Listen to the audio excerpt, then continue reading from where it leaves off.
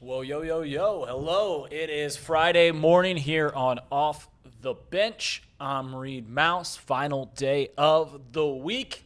The final day we get to talk about the Cincinnati Bengals before they head into what, is a highly billed game against the battling Detroit Lions. It's the Battle of the Cats this Sunday in the jungle. Stripe the jungle, baby. We're all fired up. We've got a great show for you today. We're going to have Craig Sandlin on in a few minutes to talk about that. Talk about the game this Sunday. We're going to be talking about the MLB power rankings because there's 8 teams left. We go into the divisional series in both leagues.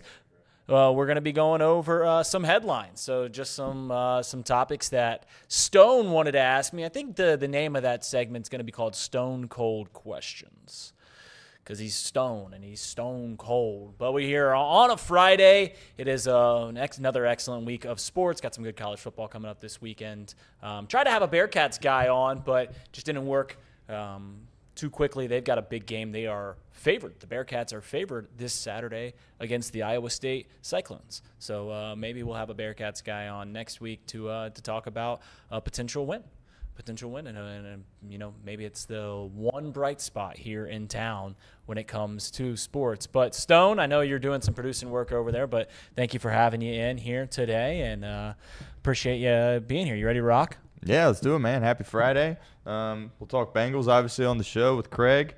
I've never, as an optimistic Bengals fan, I always convinced myself seemingly for the past couple of years that they're going to find a way to win each and every week, and I don't really have that same optimism here this week. I don't see how they get it done, but obviously we'll all lock in and tune in for that. But uphill battle, to say the least. Yeah, so that's actually a good way to segue into this, and I'm with you. As a person who likes to think of myself as optimistic, though the more I do this show, the more I'm maybe getting cracks in optimism, and maybe that's just the nature of talking sports every single day. But I like to think that every single game I could kind of wrap my brain around a way that the Cincinnati Bengals could win. And that's also the nature of the National Football League. Even the worst teams in the league win a few games every year. Other than the Cleveland Browns, no one goes winless. There's going to be upsets. The Browns beat the Packers. And last night, as 7-point underdogs or whatever it was, whatever the line was on Thursday Night Football, a 49ers team that had pretty much their entire team banged up, including their starting quarterback, including their backup quarterback, Mac Jones, who had to play, who was hobbled, who was hurt last week. And both quarterbacks were hurt last week for the 49ers, so they just picked the guy that was less hurt, which happened to be Brock Purdy. But a team that was banged up, playing a true Super Bowl contender in the Los Angeles Rams against a future Hall of Fame quarterback in Matthew Stafford, against more than likely a future Hall of Fame coach in Sean McVay. At least that's the way that his career is trajecting. The 49ers get it done despite everything kind of crumbling around them. Get it done, and they beat the Rams in overtime. And you can say, yeah, whatever. It's a divisional game, and that's what happens in the NFL. And you're right. But I think 49ers fans, when they have their backs against the wall, when the chips are stacked against them, because they've got Kyle Shanahan, this great offensive mind, though he has taken his lumps over the years, there's no doubt about it. They believe, hey, we've got a shot. We can scheme our way to win a game. And here in Cincinnati, we don't have that.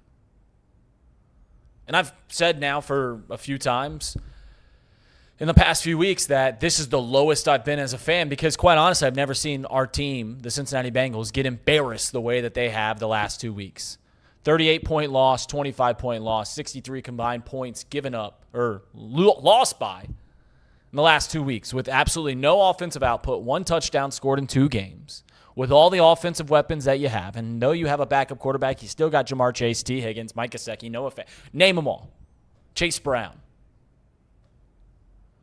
And that's the difference of where I'm at as a fan, is 49ers fans have faith that even when things are bad, they still got a shot. I'm sure that if Patrick Mahomes went down, Chiefs fans would be like, we got Andy Reid, we got a quarterback, we've got a shot. And I gave Zach Taylor the benefit of the doubt, but it is pretty clear for the first time in years, the next two games seem not like a National Football League game, not like an opportunity for an upset, not like an opportunity to show, hey, this is still a pretty good team, but it feels like we are lambs to the slaughter. It feels like we are going to be marched into Paycor Stadium, and it's not going to end anywhere near. And really, for the first time in my life, and I'm going to ask Craig Sandlin this here in a few minutes, for the first time in my life, I'm not even hoping that the Bengals win. I feel like that's such a foregone conclusion, and I'm trying not to be as bleak as I can here. I just don't want the team to be embarrassed. And in this league, when you're just hoping that your team competes, that's an awful, awful spot to be. But at this point, I don't know what else to look forward to. But maybe Craig Sandlin, who I think is ready to go here, we'll have something else to look forward to. Craig, as we welcome you in here, thank you so much for being here. We know we have a tight out here in a 20 minutes or so, 15 minutes. But Craig Sandlin will be doing the live watch-along this Sunday at 4:30 for the Detroit Lions game. I have a board event to do. I have some work to do. And to be honest, I don't know if my poor little heart could take another onslaught of this. Make sure his mic's on because I don't hear him laughing. Make sure that he's ready to go. But Craig, as we welcome you in here, this is the worst performances from what was supposed to be a competitive team, the Cincinnati Bengals, this last 2 weeks.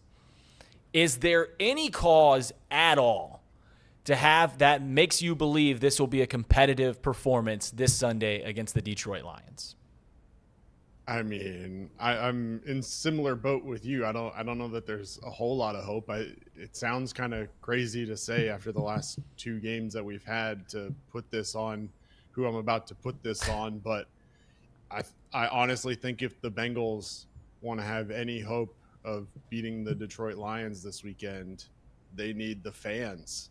And they need the jungle to be roaring, and they need to reinstill a little bit of confidence in this team who, quite frankly, should have no confidence after the last 2 weeks. But if they come home after just getting blown out by Denver and obviously blown out the week before against the Minnesota Vikings in a historic loss, then maybe that gives a little bit of juice. And if they can continue to be amped up throughout the game, create a little bit of havoc for Jared Goff and this Lions offense as they're trying to approach the line of scrimmage for each play, then maybe there's a little bit of hope to throw them off of their game and keep this one competitive at least. Last I saw, the Vegas line is up to 10.5 now as a Lions favorite. So certainly not a whole lot of people out there that have a lot of confidence because if I remember correctly, it opened at 7.5. So not only did Vegas not have a lot of confidence coming into it, but the gambling public certainly is not showing a whole lot of faith in this either. So it's kind of crazy to ask the fans to be excited about this game, but this is kind of your last dance here. And if you want to have an opportunity to try and salvage something of this season, it starts right now with the Detroit Lions, because with this Bengals schedule, if you can't get this one, it just continues to fall off a cliff for you.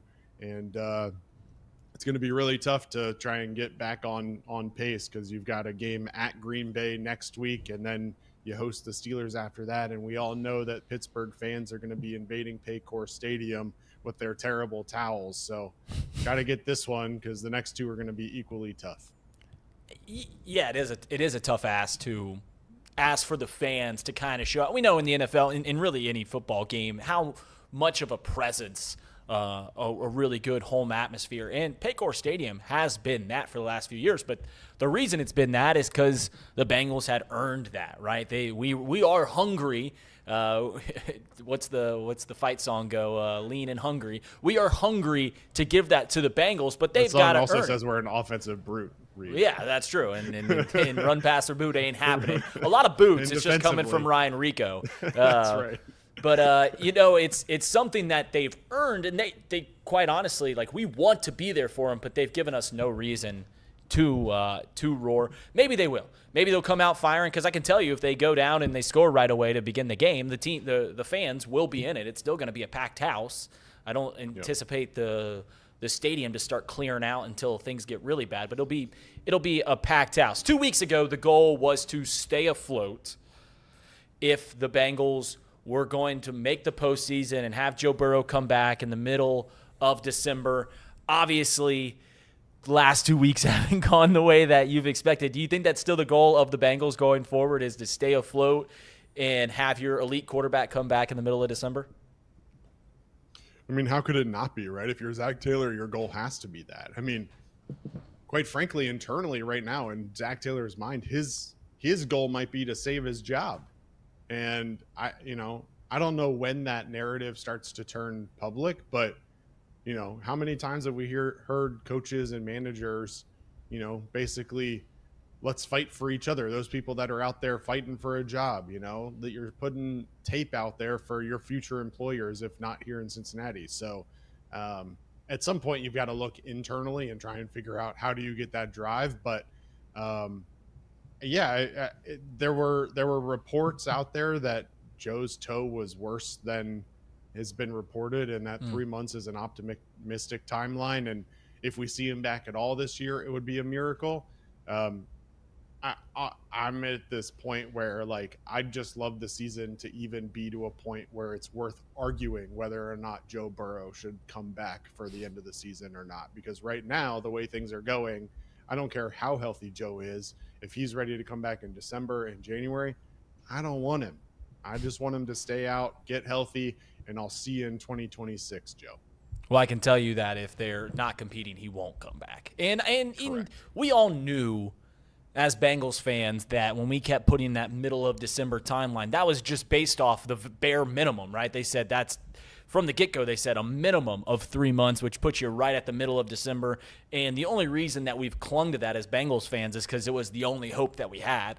It was the only way to be like, all right, well, maybe we can hang around and then Joe will be ready for the postseason. We all knew deep down that that wasn't a likely outcome. And here we are, and it's looking less and less likely as we go on. All right. So, well, let's not forget, Reed, and this is the tough part, right? So you look back at Jake Browning in 2023, and he went 4-3 with this team. Well, obviously the upcoming stretch is difficult, and the reason it's important is because it can easily derail your entire season. But you've got the Jets coming up after that, a team that's not very good. You've got the Bears coming up after that. You still get to play the Patriots. You still get the Dolphins. You still get the Cardinals. You still get the Browns. So there are winnable games on this schedule still. And the question is going to be, well, can you even be within striking range when Joe Burrow is ready to come back? And as crazy as it may sound to say this, like, these aren't the games you're expected to win, but these are the games that you need to find a way to steal one of them in order to be in a position later on in the season to maybe have some hope. Because there are plenty of winnable games still on the schedule. Now, if Jake Browning doesn't play well and this defense continues to struggle, then it doesn't really matter. But there are games that you should be favorites in, which might sound crazy after the last 2 weeks. I don't know if we'll be a favorite again. Maybe I don't know the Browns. if you will be or not, but maybe the Jets and maybe the Bears, you might have an opportunity to be favorites in them. And if you can get those wins, then you're probably favorites against the Patriots, which is at home. So am I crazy to think that there's still a chance that Jake Browning could have this team at or near 500 for the last 3 or 4 weeks if Joe does get healthy to come back? I'm scared to call you a little bit crazy, but yeah, I think you are a little bit. I think you are. It is actually a shame that the winnable games, the quote-unquote winnable games for this Bengals team are at the back end of the schedule. You mentioned that 2-3 game stretch right there in about a month, but the real winnable games against the Dolphins, against the Cardinals, against the Browns, those are the last 3 games of the season. And I'm scared now, to be quite honest with you, that the season's going to be gone, and everyone knows it's gone. And we're going to be in a situation where we don't even want to win those games anymore. We don't even want to win those games to where it's going to be 6-11 or 7-10, and all of a sudden you're going from a top 5 pick in the draft to the 12th pick in the draft. And that's without even knowing how good of a draft it's going to be or anything like that. That's what I'm scared of. Like, if those games were the next few weeks, you're like, all right, we can keep this season alive. We can keep our hopes alive and all that stuff. The problem is they're at the back end of the schedule. You risk losing everything by then. You risk losing the locker room. You risk all those things to where we might be talking about those games in December like we should not win these games. We should be tanking for these games, and we should be trying to get as high of a pick as we can. But that's a talk for post-Thanksgiving when it's a lot colder, when it's a lot darker, about 5 p.m. So I think the problem, though, Reed, is that even if you drop the next 3, right, and you drop to 2 and 5, if you go and you find a way to beat the Jets and you beat the Bengals, now you're at 4 and 5 going against the Steelers, which may be somewhat of a coin flip, right? So if you find a way to steal the game against the Steelers, you beat the Patriots, now all of a sudden you're 6 and 5 going into a stretch against the Ravens, Bills, and Ravens. And the Ravens going to give us hope. The Ravens are not playing well. Who knows what's going to happen in 6 weeks, but they're not playing well right now. So even if you split that series and all of a sudden you're sitting at 500 going into that final stretch, like, I'm the eternal optimist. Like, me and Nick Kirby are aligned in the optimism in everything we do. But, like, there is still a world, and I'm going to be just as disappointed when we lose this game this weekend 45-13, and I'm going to be just as bummed out as you were when we lost to Denver and when we lost to Minnesota, and I'm probably going to stop doing the play-by-play, and I'm going to start just commiserating with the chat. But when we get to that really the Steelers game in 2 weeks, like, I'm going to think that's a coin flip, and I'm going to think that there's a chance that we win that game at home against the Steelers. And then I'm going to think we're going to go on a 4-game winning streak against the Steelers, the Jets, the Bears, and the Steelers. Like, and then you bring up the Patriots, all of a sudden my stupid brain is telling me we're going to win 5 straight. Yeah, well, 2 weeks ago, I also thought that going into this Detroit game, we'd be 3-1, and the spread will be about 3.5 or 2.5. We'd be underdogs, but it'd be manageable. Instead, it's 10.5 points at home, and things aren't good. Okay, eternal optimist. Is there any cause for optimism that we can be 3-3 at the end of these next 2 games? No, but okay. there's ways that we can make it competitive at least. And I think that's really what you have to do going into this is you have to figure out, okay, how do we put ourselves in the best position to win this game against Detroit? Against Denver, they had 0 drives over 6 plays after their opening drive. Their opening drive, they went 12 plays, got the field goal. After that, no more than 6 plays on any given drive. They have to figure out how to run the ball. That has to be the number one priority for Zach Taylor and this offense moving forward. Because without it, Jake Browning has no hope. And so we sit here and we look at the running game, who has 200 total rushing yards this year, 120 less than the next lowest team, which is the Pittsburgh Steelers, after 4 weeks. They have to figure that piece out. And it starts with the offensive line. We know that. We thought that this offensive line was improved. We went out and hired Scott Peters, who many were excited about. But this running game has not come to fruition, and they have to figure that piece out if they want to have any hope, because Jared Goff in this offense and Dan Campbell as a head coach, they will not be afraid to put that pedal to the metal and just drive down the field every single time. And it doesn't matter if they're up by 3 or up by 30. They're willing to go for it on 4th down. They're willing to score touchdowns against you still. And this game could very easily get away from the Bengals very quickly if they don't control the football in the time of possession, which, oh, by the way, Denver had the ball for 38 minutes compared to the Bengals 22 on Monday night. Jake Browning's great as our starting quarterback is. D, but I don't know. The problem is I don't know how much of it is his fault. And you watch the tape against Denver and you start to think, all right, this is Jake's fault, because he missed so many open receivers on Monday night. And part of it is how much is the offensive line struggle playing into that, where he just wants to get the ball away as quickly as possible and he's not allowing these routes to develop. How much of it is the play calling and the progression of these reads? Like, we saw the replay on Monday night's broadcast of Jahmyr Chase streaking on a post route wide open over the middle of the field early in the game that would have been a touchdown that Jake Browning never got to in his progression. Like, I don't know how much of it is where the blame is to fall, right? So Jake Browning's performance has to be like a D, but I don't know where the blame falls 100% on that. Certainly Jake Browning has to be better. He has to read the defense before the snap better. He has to understand his reads better, understand the progression and where he should be going with the ball based on that pre-snap read. But at the end of the day, the truth of the matter is still this offensive line is not giving him as much time as he needs.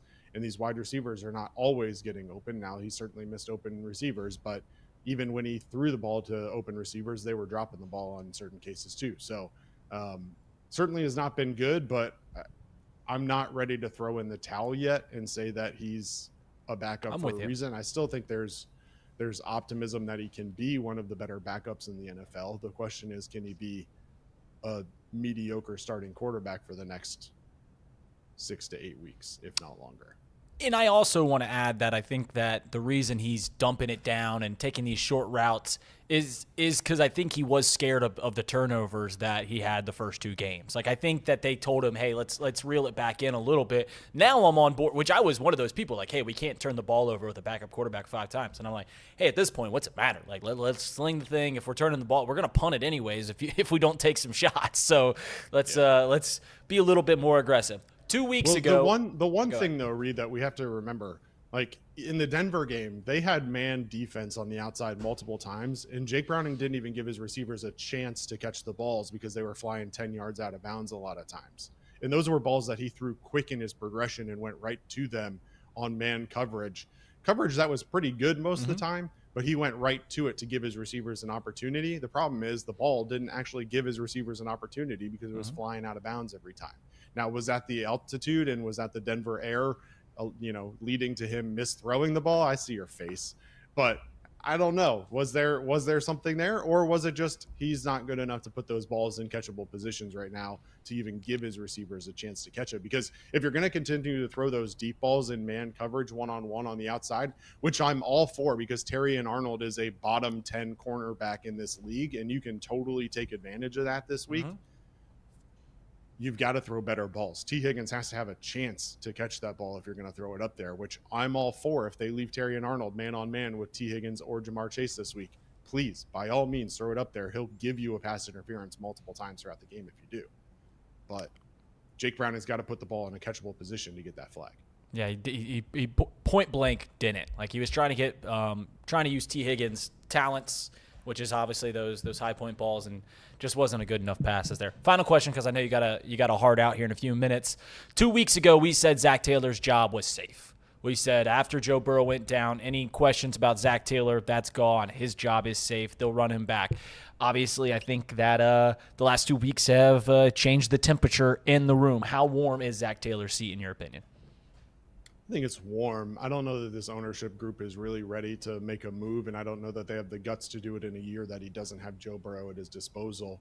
I saw a stat the other day that his winning record with Joe Burrow is somewhere in the range of 570, and his winning record without Joe Burrow is somewhere in the range of like 140. I don't know how accurate that is and how much of that is weighted by his season without Joe Burrow early on in his career, but it has to be getting warm. He's got 1 year left in his contract. Next year is his final year of his deal. If you're the Bengals front office, you have to make a decision this offseason, if not before. And I think a lot will come down to how this Bengals team plays at the end of the year. If this game or this season gets away from them and there's nothing to play for, will this team continue to give Zach Taylor their all? And that's what you see and hear all the time is, well, this team has stopped fighting. This team no longer is playing for this head coach. And that's when you start to see head coaches' hot seats really warm up. Right now, I'm not ready to put him on that hot seat. Obviously, after the Minnesota game, we talked about the 5 turnovers and how this team was underprepared and they weren't ready to come out and play. If that trend continues, which it quite frankly did against Denver, and they continue to come out and not play competitive football, then absolutely his seat should be as hot as they get. Will it, though? Honestly, with the Brown family, I don't have a lot of faith that they will make a move. If they do, though, there's a lot of names out there that a lot of people are interested in. Joe Brady, the top of the list for many, the offensive coordinator in Buffalo, who, oh, by the way, has established a running game in Buffalo that's allowed Josh Allen to become an even greater leader of that team and put up numbers this year, tops in the NFL on offense. But there are also many people that think that they should go on the defensive side of the ball and bring in a high-quality offensive coordinator to focus on the offense with the talent that they have, bring in a defensive mind, allow him to reshape this defense, and then you kind of rebuild your identity within the AFC North. That kind of smash mouth football that this league has kind of gotten away from a little bit, reestablish that identity, establish this Bengals defense as a competitor week in and week out, and let the offense and the talent that they have carry themselves. Because quite frankly, many people think that this offense and the talent they have has carried Zach Taylor so far anyway. They can certainly carry an offensive coordinator, even if the head coach isn't offensive minded. Greg, thank you so much for your time. I know you got to get out of here. We'll see you on Sunday. You're going to be doing the live watch along. God bless you, sir. God bless you. Hopefully that one's a little bit better than the last 2 weeks had been to me. So see you on Sunday, and I'll see you around, Craig. Thanks, man. Appreciate it, boys. Have a good show. Yep, see ya. Stone, any big takeaways from the interview with Craig? Yeah, I'm always somebody that I like to be, glass half full as well. Be optimistic about this team. And we'll see if I can, find a way to convince myself that they have an opportunity to go out and win this game on Sunday. But, for me, it's really difficult to – so many things would have to go right for this team. The margin for error basically is nothing at this point for this team going in and playing Detroit at home. Like, if you're going to have penalties again, you're cooked. If you're going to turn the ball over again, you're cooked. If you can't even try to potentially make them one-dimensional whatsoever, you're going to be cooked. Because I think a lot of us, we sit there and we look at the two running backs they have, we look at their passing attack, and we look at the lack of pass rush the Bengals have, and you're like, how can you even spin it where Cincinnati wins this game? So hopefully they go out there and shock us. Tough to imagine them getting a victory in one of these next two games, but if they can find a way to get to 3-3, which seems impossible at this point, but if they can find a way, I think we can start to be a little bit more optimistic about, them hanging around. Joe Burrow may be coming back, but until they go out there and prove it, it's just going to be kind of a dark conversation around the team. That's just how it feels right now. I'm looking at Zach Taylor's record because I saw some people put in the chat that his record is 4-28 without Joe Burrow, and that's just not true. They won 2 games Zach Taylor's first year. They won 2 games at the end of the year when Joe Burrow got hurt his rookie year. I believe Jake Browning's record was at least 3-3, might have been 4-3 when he played in 2023. So I don't know where that stat you guys keep throwing around. It seems like it was just kind of made up. I could be wrong. He's 8-40, okay? So he wasn't 4-28. So, I don't know. 8-40 is still not good. I'm just saying, he's at least got double the wins there. All right. Yeah, sometimes AI is wrong. A lot of times, yeah. it's wrong. I don't know. We put it sometimes in our YouTube descriptions, and I'll just be reading it, and I'll just be skimming it. Oh yeah, and it'll just frequently wrong. It'll just say random stats from 2018's Bengals, or it'll say Marvin Lewis has so and so. I do it for the live stream watch line. I just get a YouTube description because I ain't gonna type out a 500-word YouTube description, so I just throw it in there, and it'll be like, Marvin Lewis has a so and so record against the Minnesota. I was like, Marvin Lewis, what are we doing here? It's learning. It's learning. Someday it'll replace us all. Someday it will. But it won't replace Stone because Stone's a crack producer. So AI can't replace Stone. He is irreplaceable. All right, we're going to do Stone Cold questions after a word from our sponsors. The Job Center is now hiring. Start working fast with weekly pay, flexible shifts, and great opportunities at top local employers. Apply in person at any location across 12 states or online at the Job Center. Light up your events with Queen City Screens. Our cutting-edge LED video boards deliver vibrant visuals and crystal clear displays for any occasion. From concert to corporate events, we've got you covered. Visit queencityscreens.com to rent your LED solution today. Queen City Screens, where brilliance meets impact. And the final thing that I do want to say about the Bengals, and I feel like I'm being contradictory because I always say I'm the biggest Joe Burrow fan ever, but we should trade him. I'm always the optimistic fan, but I've been just dogging them all week long, and I don't know how I can be optimistic at this point because the last 2 weeks have been as bad of a 2-week period as I've ever seen as a Cincinnati Bengals fan. I'm also always the guy that when in 4 weeks we've done this the last 3 years here on Off the Bench, we'll be like, hey, the Bengals should go get this guy at the trade deadline. The Bengals should go get this person at the trade deadline. And I'll always come in here and be like, what are we talking about?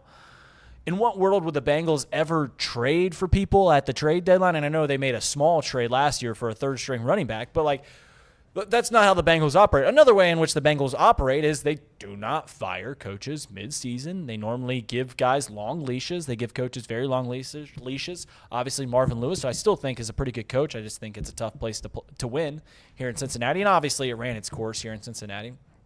Gave him a long leash, and I think that Zach Taylor has rightfully deserved a long leash. Craig said that he thinks it's warm, his seat.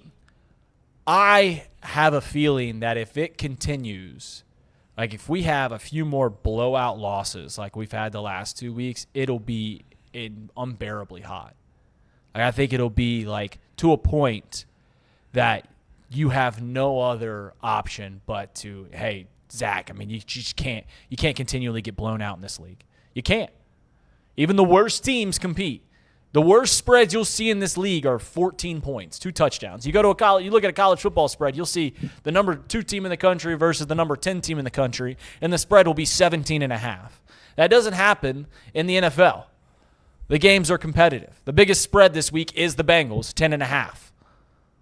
Like you have to, they'll get bigger as the season goes on. You might see a 2 touchdown spread, but these games are competitive. And you cannot get blown out the way that the Cincinnati Bengals have. And you cannot completely lose a team. And maybe they'll surprise us. Maybe they'll shock us and compete this Sunday. And that's where the real crime is. The real crime is my brain is so far beyond winning this game that I will take it as the biggest win in the world if it's a 1-score game at the end of it. Like if we have the ball with a chance to tie it up, even if we lose, I would just be like, yeah, we played well, though. We hung around there. That's where I'm at, which is a crime in the NFL. It is an absolute crime that this team that we maybe ignorantly thought, arrogantly thought, could actually compete for a Super Bowl preseason, could actually make some damage in the postseason, that here we are 4 weeks in with a 2-2 record, mind you, that we are just sitting here like, please, God, can we just hang in there? Can we just not embarrass this city? Can we just not have the brown paper bags over our face come next week or come the next home game? Can we just not that? Can the stadium just not be empty in a few weeks? That's what we're hoping for, which is about as damning as it gets in this league. It's about as damning as it gets. Hopefully I'm wrong. Hopefully Jake Browning plays well. Hopefully the team comes out firing and the team is rejuvenated by the striped jungle. There's a chance. I don't know. We normally are really good about striping the jungle. Maybe I'm wrong. There's a chance that the fans are just like, I ain't doing that. I ain't showing up and wearing black or white or orange or black, whatever colors we do to stripe it. There is a chance that they not do it because it was LOL funny when I saw the Bengals tweet out that on Tuesday or Monday, whenever they did. Hey, it's Stripe the Jungle Week. I mean, I threw out a tweet and I meant it. I was like, yippee! What a fun thing we're doing here after losing 2 terrible games. Stone Cold questions. Keep it in the NFL because I know there's a couple baseball ones in there. Okay, let's talk NFL. Shedeur Sanders, of course, made headlines once again this week. We had a video that actually went out on Shedeur Sanders on the channel last night, but his latest antics involved him miming answers to reporters. Obviously, the Browns made a quarterback switch. Dylan Gabriel is now QB1 in Cleveland, and reporters were asking him questions, and he was moving his mouth and not saying anything. I've got my thoughts and opinions on this, but what is your take on these latest antics from Shedeur Sanders? It is abundantly clear that Shedeur Sanders is getting terrible information from somebody, is getting terrible advice on how he should conduct himself throughout his young, very, very young NFL career. I think Shedeur Sanders has talent to be an NFL quarterback. I think Shedeur Sanders when he talks, is pretty charismatic. I think he's almost a hard guy to not like, right? Like sometimes, like guys, like obviously this is an extreme case, but like when Bill Belichick would talk at the podium, you're like, golly, this dude sucks. Shedeur, when he talks, you're like, you want to like him. It's the smile, it's some charisma about it, but it's pretty clear that almost every step along the way, he is getting bad advice, whether it be from his dad, whether it be from someone in his circle. And I saw Nick Wright say this, and I truly think this is what happened. Someone in his camp likely was like, "Hey, Shedeur, you wanna get at the media, mime, do a lip sync." So that that'll be funny, that'll get at them. And instead, you just kind of look like a clown. That report that came out a few weeks ago that the Ravens called Shedeur and said, "Hey, we're going to draft you. We want you to be our backup quarterback for Lamar Jackson." And instead of going to one of the best run franchises, not just in the NFL, but in all of professional sports, the Baltimore Ravens, as much as we want to hate them because they're in our division and as much as we want to hate them because we're competing with them all the time, you got to give credit where it's due. They are perennial winners. And instead of going there, instead of being in the system with Lamar Jackson, who's a multiple-time MVP, instead of being in that house where they constantly win, and by the way, he would be starting this week, he said, nah. I don't want to play for you guys. I'm a starter in this league. Because he knew that if he gets drafted by the Ravens, he wasn't going to be a starter. He was going to be a backup quarterback. And what happened instead? He drops all the way down to the 5th or 6th round whenever he gets picked, and he's the 4th string, now the 3rd string quarterback in Cleveland behind Dylan Gabriel, Kenny Pickett, and Joe Flacco. And it's pretty clear to me that whoever's feeding him advice, he needs to clear that room out because he's not getting good advice. And instead, he's looking worse and worse as the season goes on. And like I said, I think there will be a time in Shedeur Sanders' career, and I hope we get to see it. I hope it doesn't completely derail and we never get to see it. There will be a time where he'll get to start and he'll look pretty decent. Like, he'll look okay. Like, I don't think you throw him out there, it'll look like a complete dumpster fire. I don't think he's good. I don't think he'll be great. He's got a very low ceiling. I think there will be a time where Shedeur Sanders gets out there and plays, and he looks all right. But man, oh man, it's bad look after bad look. Stone, your opinion? I know you probably already talked about this in days past. Yeah, it's just, look, this is the NFL, right? You need to be a professional, and doing stuff like this, I mean, you're not at Colorado anymore, right? And Deion's not there to, protect you at all times. You can't be doing stuff like this, and you can't be drawing attention to yourself as the 3rd string quarterback. Now, in his defense, I put a lot of blame on the media relations people for Cleveland. What the heck is the 3rd string quarterback doing talking to the media? There is absolutely no reason he should be sitting there talking to the media at any point. All right? He's the 3rd string quarterback. He's, working with the scout team. He shouldn't be sitting there talking to the media, allowing himself to be in the headlines. But this, in part, is why people, let him slide in the draft. Everything that he says, people are going to talk about. It's going to be critiqued. And if you're Cleveland, you're just trying to get a young quarterback, another rookie quarterback, Dylan Gabriel, ready to go and make his first career start in the NFL. And then your 3rd string guy's out being a goofball, making headlines, and everybody nationally is talking about it. The last thing you want in the NFL is a celebrity that's a backup. And Correct. Obviously, in this case, he's not even a backup. You saw it with Tim Tebow. I love Tim Tebow, right? But when Tim Tebow went to a different team, everybody was talking about Tim Tebow, and that's probably why, he was out of the league as quickly as he was. So the talent is there. He's by no means a 5th-round guy. I thought he was a 1st-round guy. Clearly, I was wrong about that. But I think 2nd or 3rd round, clearly not a 5th-round guy. But when you're making the decisions that, he has made, the whole be legendary stuff, all the, eyeballs on me, can't have it at the NFL level. Yeah, it's you throw Tim Tebow, but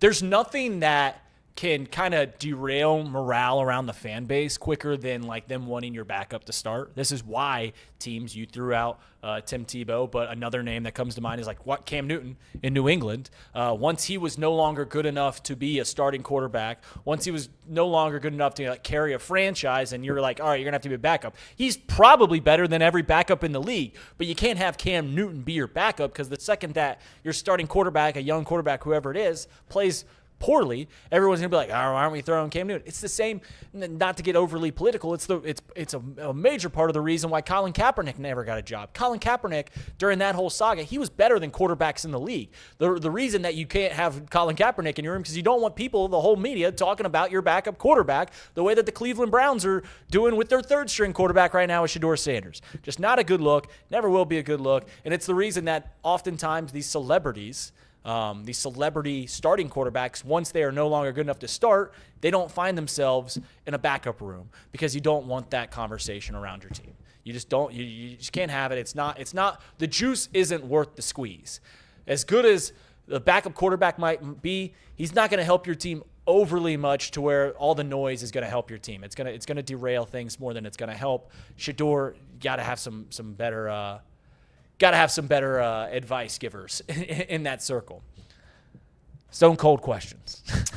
We talked a little bit about Thursday Night Football to begin the show. Mac Jones, backup quarterback, no Brock Purdy, no Jennings, no Pearsall, no Kittle, no Bosa. Kyle Shanahan goes into SoFi Stadium, which, by the way, borderline home game for the Niners when they're playing at SoFi Stadium, and gets a victory in overtime against Sean McVay and the Rams, a team that you and I think very highly of. Think they are a Super Bowl team, and with a bunch of backups, including a backup at quarterback, Kyle Shanahan picks up a victory. I've been a Mac Jones guy for a really long time, and he looks pretty good. 3-0 as the starting quarterback for the Niners. Is Kyle Shanahan the best modern coach to never have an elite quarterback? I think it's point blank, yes. Every great coach that we talk about is paired with a great quarterback. Bill Belichick, Tom Brady, Andy Reid, Patrick Mahomes, Sean McVay, Matthew Stafford. The list goes down and down. Sean Payton, Drew Brees. Every great modern coach is paired with a great quarterback. And this really goes throughout the history of football. The reason I when I asked this question, I said modern coach because I'm not as well versed in the history of the NFL as I am with the history of baseball. It is almost a shame. It is almost a crime to football viewers, football fans, that Kyle Shanahan has never had that elite or really a really good quarterback. Look at the list of quarterbacks that he's had. When he was the OC in Atlanta, he had Matt Ryan, really good quarterback, and obviously made Matt Ryan an MVP. But I think we can all agree that Matt Ryan wasn't like earth-shatteringly good. He wasn't a Patrick Mahomes, wasn't a Josh Allen, wasn't a Joe Burrow. And then you look at what he's been able to do in 49er land, turn Jimmy Garoppolo, it's just the same conversation over and over again, where we're like, man, Jimmy Garoppolo is really, really good.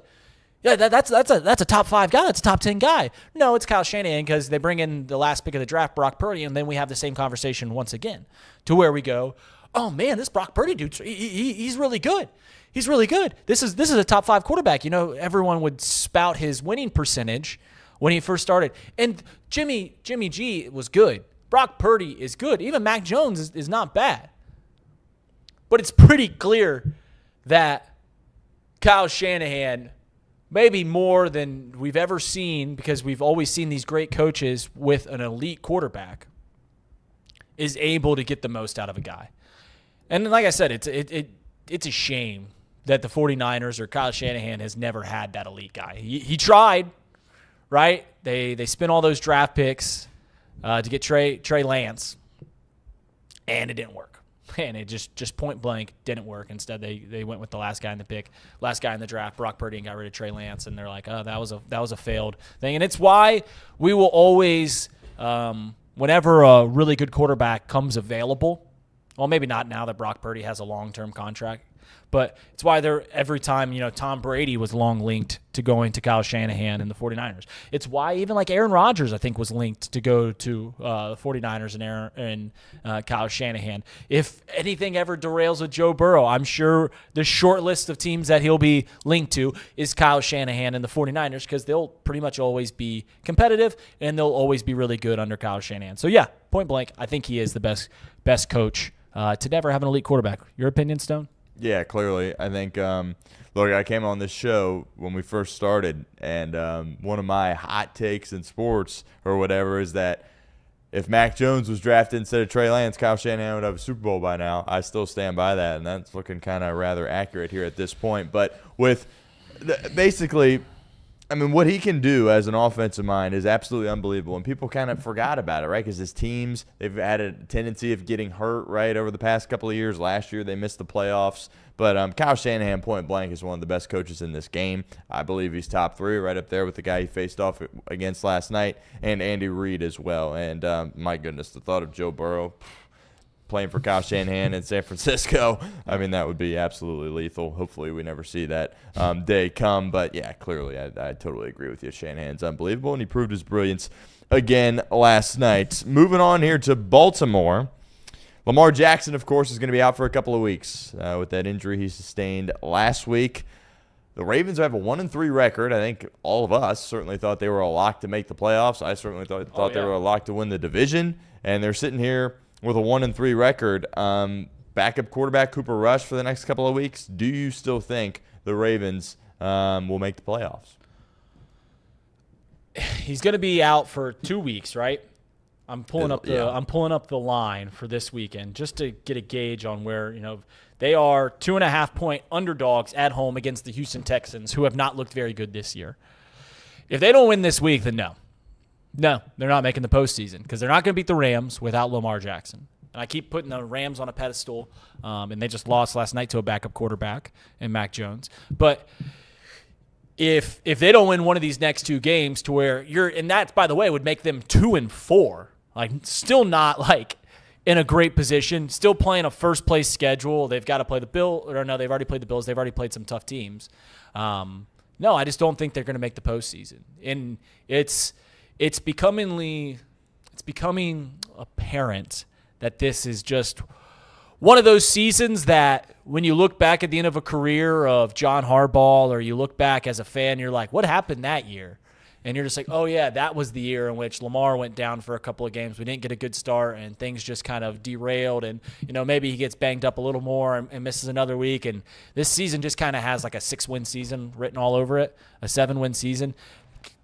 Maybe I'll be wrong. Lamar Jackson's one of the best talents in the league. I still think John Harbaugh is a great coach. I know them in Baltimore want John Harbaugh gone, and the fans do, because they're tired of all these blown leads. And I understand that. That's incredibly frustrating. But John Harbaugh, you always think about it. What would happen if you fire your coach? John Harbaugh would not be without a job for very long. Zach Taylor, we fire Zach Taylor. I think that boy might be searching. I don't think there's going to be another head coaching job that's going to be calling up Zach Taylor and be like, hey, you want to be our head guy right away? I mean, he might get one in a couple of years, but it wouldn't be. John Harbaugh would be without a job for about 3 weeks. Someone would scoop him up right off the scrap heap, and maybe it's us, and maybe that'd be exciting. But I don't think they're going to make the postseason, and I think this season is going to get away from them in a hurry. I'm not going to write them off yet, personally, but if they fall to 1-4, I mean, the math just starts getting really hard. I mean, teams, you start 1-4, you're typically not making the postseason. Cooper Rush has proven that he can perform at a decent level, right? He's won some games with Dallas. My question is, I mean, the type of player that Cooper Rush is and the type of player that Lamar Jackson is, they're totally different. And I always think you should want your backup to at least model after your starter a little bit. And obviously the retort to that is, well, nobody's Lamar Jackson, right? But you've had some backups in the past there in Baltimore that had the ability to escape the pocket, run, use their legs, and Cooper Rush is basically just a statue back there. So I think Baltimore will get right this week, pick up a win, and kind of stay alive. And then we can kind of revisit this down the road. But if they drop this game against Houston at home, even with a backup, that is a serious, serious issue. And the reasoning why it feels so gloomy for Baltimore is not just because of the Lamar injury. It's that when you think of the Ravens, you think about a nasty, tough, physical defense.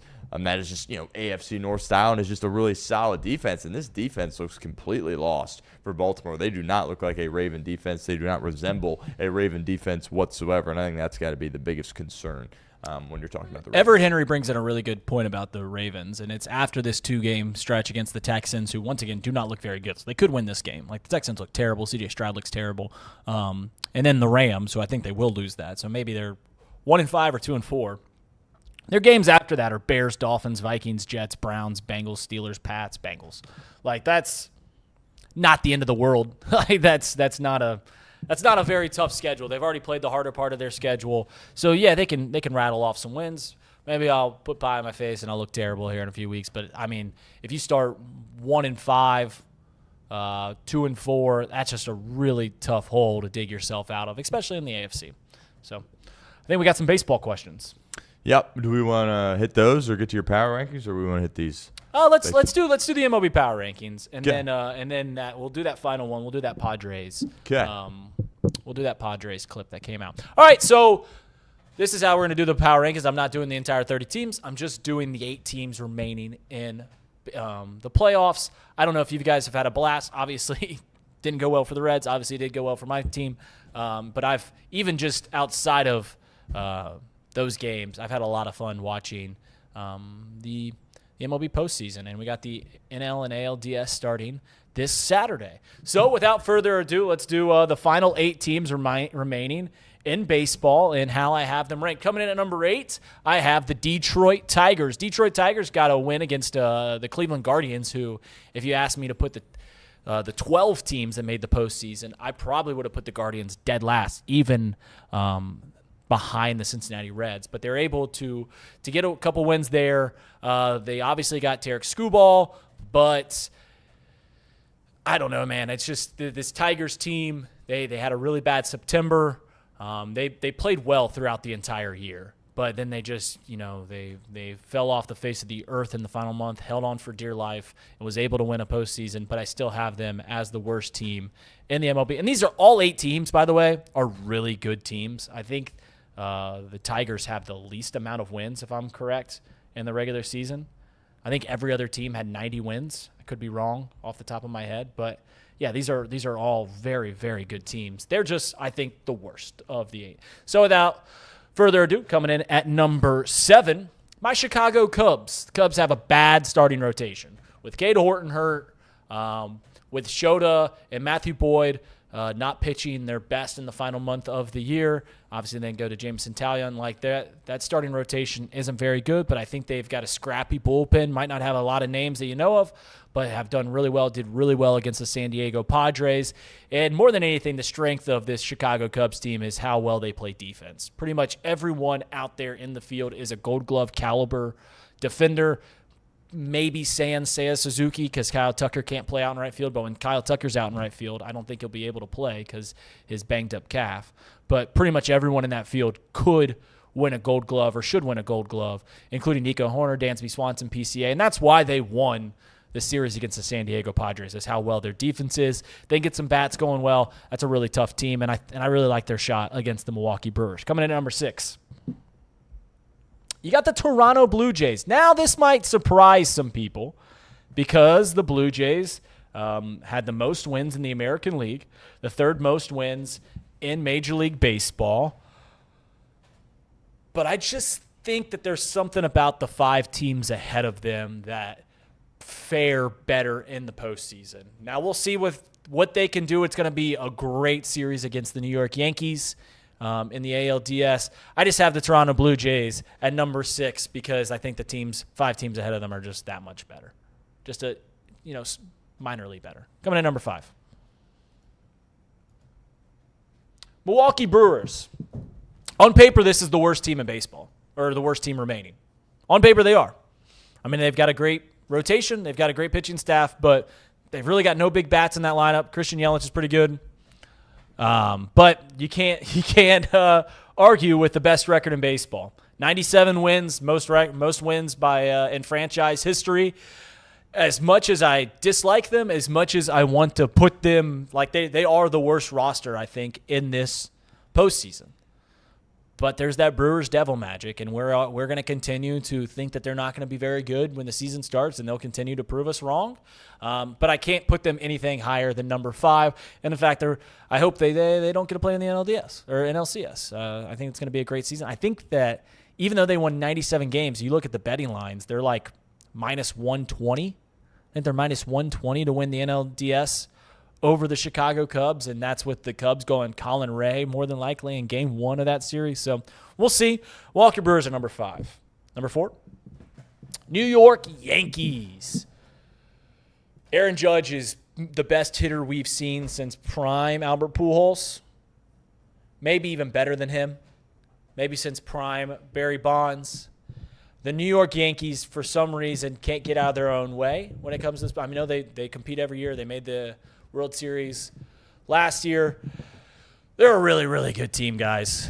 They're a really, really good team. I just think that there's one team that is more geared in the American League to have great postseason success, and that's who I think is the number 3 team in the MLB Power Rankings, and that is the Seattle Mariners. Brian Wu, that starting rotation, it is the best starting rotation in baseball.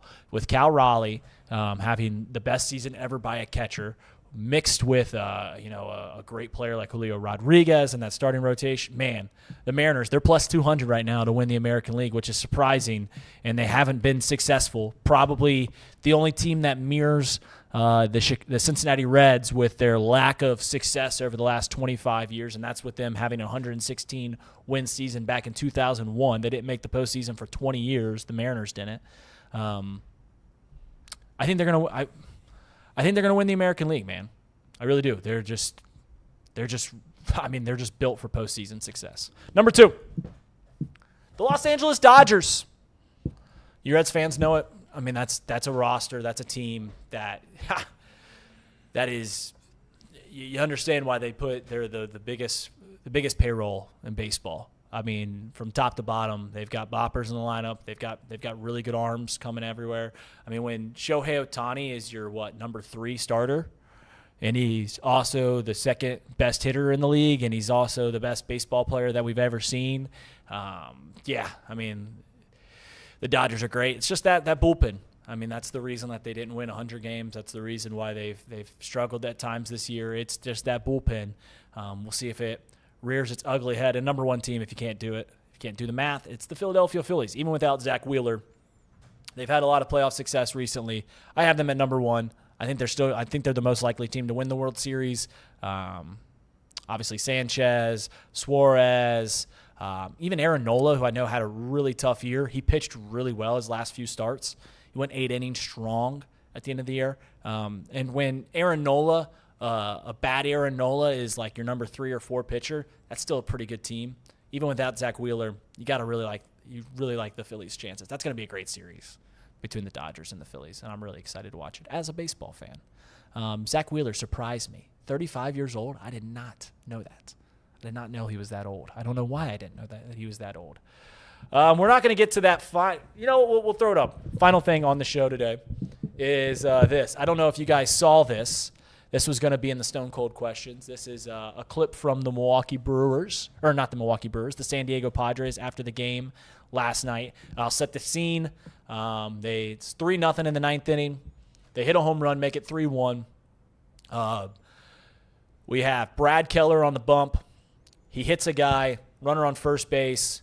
The first out of the inning was on a 3-2 count, and it was 3 inches below the strike zone, and they rung him up. ABS next year, they immediately call him, and it's be runners on first and second. Without that, the Padres would have had the bases juiced, nobody out, might have won the game, probably would have won the game, but instead they rung him up. And this is how the Padres treated the umpires after the game.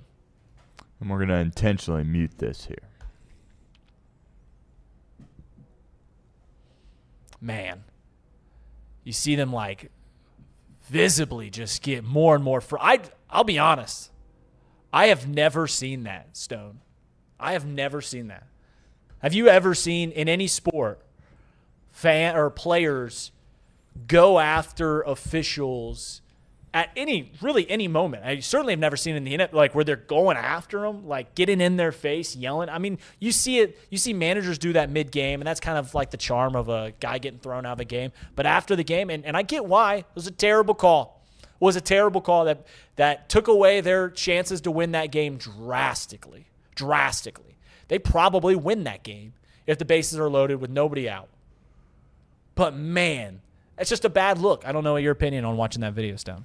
Yeah, bad look. Obviously incredibly frustrating for them. Bad call. The only thing that even comes to mind, I believe it was a Monday Night Football game years ago where Tom Brady lost on the last play and he like chased down the official in the tunnel. I don't know if you remember that, but that's like the only thing that comes to mind. And that was a lot more, I mean, he was yelling at him, but that was a lot more cordial than what you saw there. I mean, they were absolutely going off on that crew. It's unfortunate. Obviously, you wish you could get that call correct in a big-time moment like that. But, yeah, that's pretty unprecedented stuff there from the Padres. They were clearly frustrated their season came to an end. Right. All right, final thing I'll say is I was looking at the betting lines for all the playoff series. They start on Saturday. All four series will start on Saturday. Only the American League will play on Sunday, and then the National League will pick back up on Monday. I was looking at the betting lines. I think I like, regardless of what I just did in this power rankings, I think I like the dogs in all of them, which would be the Cubs, the Blue Jays. The Phillies were dogs against the Dodgers, and it was actually who's the fourth team who's playing the Mariners? The Tigers. Yep. Okay, maybe I don't like the Tigers. All right, I like the Mariners there, but I do like the Cubs just because fandom. I like the Phillies against the Dodgers, and I mean we'll see about the Yankees. We'll see what the Yankees and Blue Jays. Obviously, the Blue Jays won the division, even though they had the same record because they beat them They won the tiebreaker. All right, Stone Shield Show coming up here. Thank you so much, Stone, for the week. I will be here on Monday, but then I will not be here for the rest of next week. I got to go out of town for work, so I've got to see to that. So we'll have Trace in this seat at the end of next week. We'll be talking about a Bengals win over the Detroit Lions on Monday, so it'll be a lot of fun. Or we'll be talking about how we lost by 67 points. And either one will be a lot of fun. See you guys then. Stone Shield Show coming up.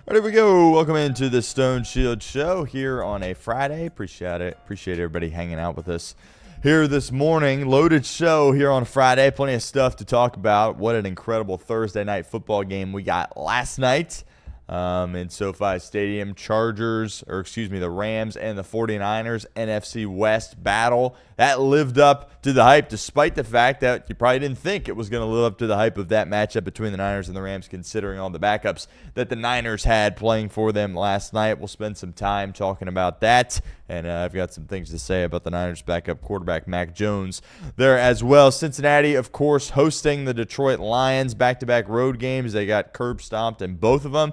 Now they come back home and face one of the best teams in the National Football League, one of the best offenses in the National Football League, and the Detroit Lions. I believe it's the biggest spread in the National Football League this week, 10.5 last I looked at home. Obviously not a good situation there for the Cincinnati Bengals. Basically, everything needs to go their way if they want to come out on top in this game. We'll be previewing it a little bit and breaking down some keys to victory for the Cincinnati Bengals on Sunday. Also, as we typically do on Friday, we got two things that are staples in our Friday show. College football weekend preview coming your way as well. And look, not as good of a slate as last week. I don't know if we'll ever see a slate that good before certainly the college football playoff, but still some really, really good games that we are going to discuss on today's show. Miami, Florida State, that is a banger. Vanderbilt, Alabama, that is a really, really good game as well. Texas and Florida. Florida obviously has fallen incredibly short of their expectations heading into this year, but that is a sneaky, really good game on the road for Arch Manning. His second road starts this season. The Shoe and the Swamp, those are his two road starts. Not exactly easy places to play for the young quarterback Arch Manning. Texas Tech, Houston. That is a big game in the Big 12. Boise State, Notre Dame there as well. Also, we'll have my best bets of the weekend to close out today's show. We've got 5 picks this week. The first 3 weeks we have done 6 picks. And we've got 5 here this week, so narrowing it down a little bit. 2 college football, 3 NFL, as we're basically at 500, just 3-3, 2-4, and 3-3. So trying to get back to 500 and then get a little bit over 500 and then get it rolling there from that standpoint. So that'll close out today's show when we get to those best bets. But let's start with what transpired at SoFi Stadium. Last night, the 49ers pick up a big victory, improved to 4-1 on the season, and they had backups everywhere in that game, right? Obviously, most notably the quarterback, as Brock Purdy was not out there. It was Mac Jones. We'll get to him in a second. But your 2 best receivers, Juwan Jennings and Ricky Pearsall, both down for this game there as well. Kittle, of course, got hurt early in the season. He's been out for several weeks.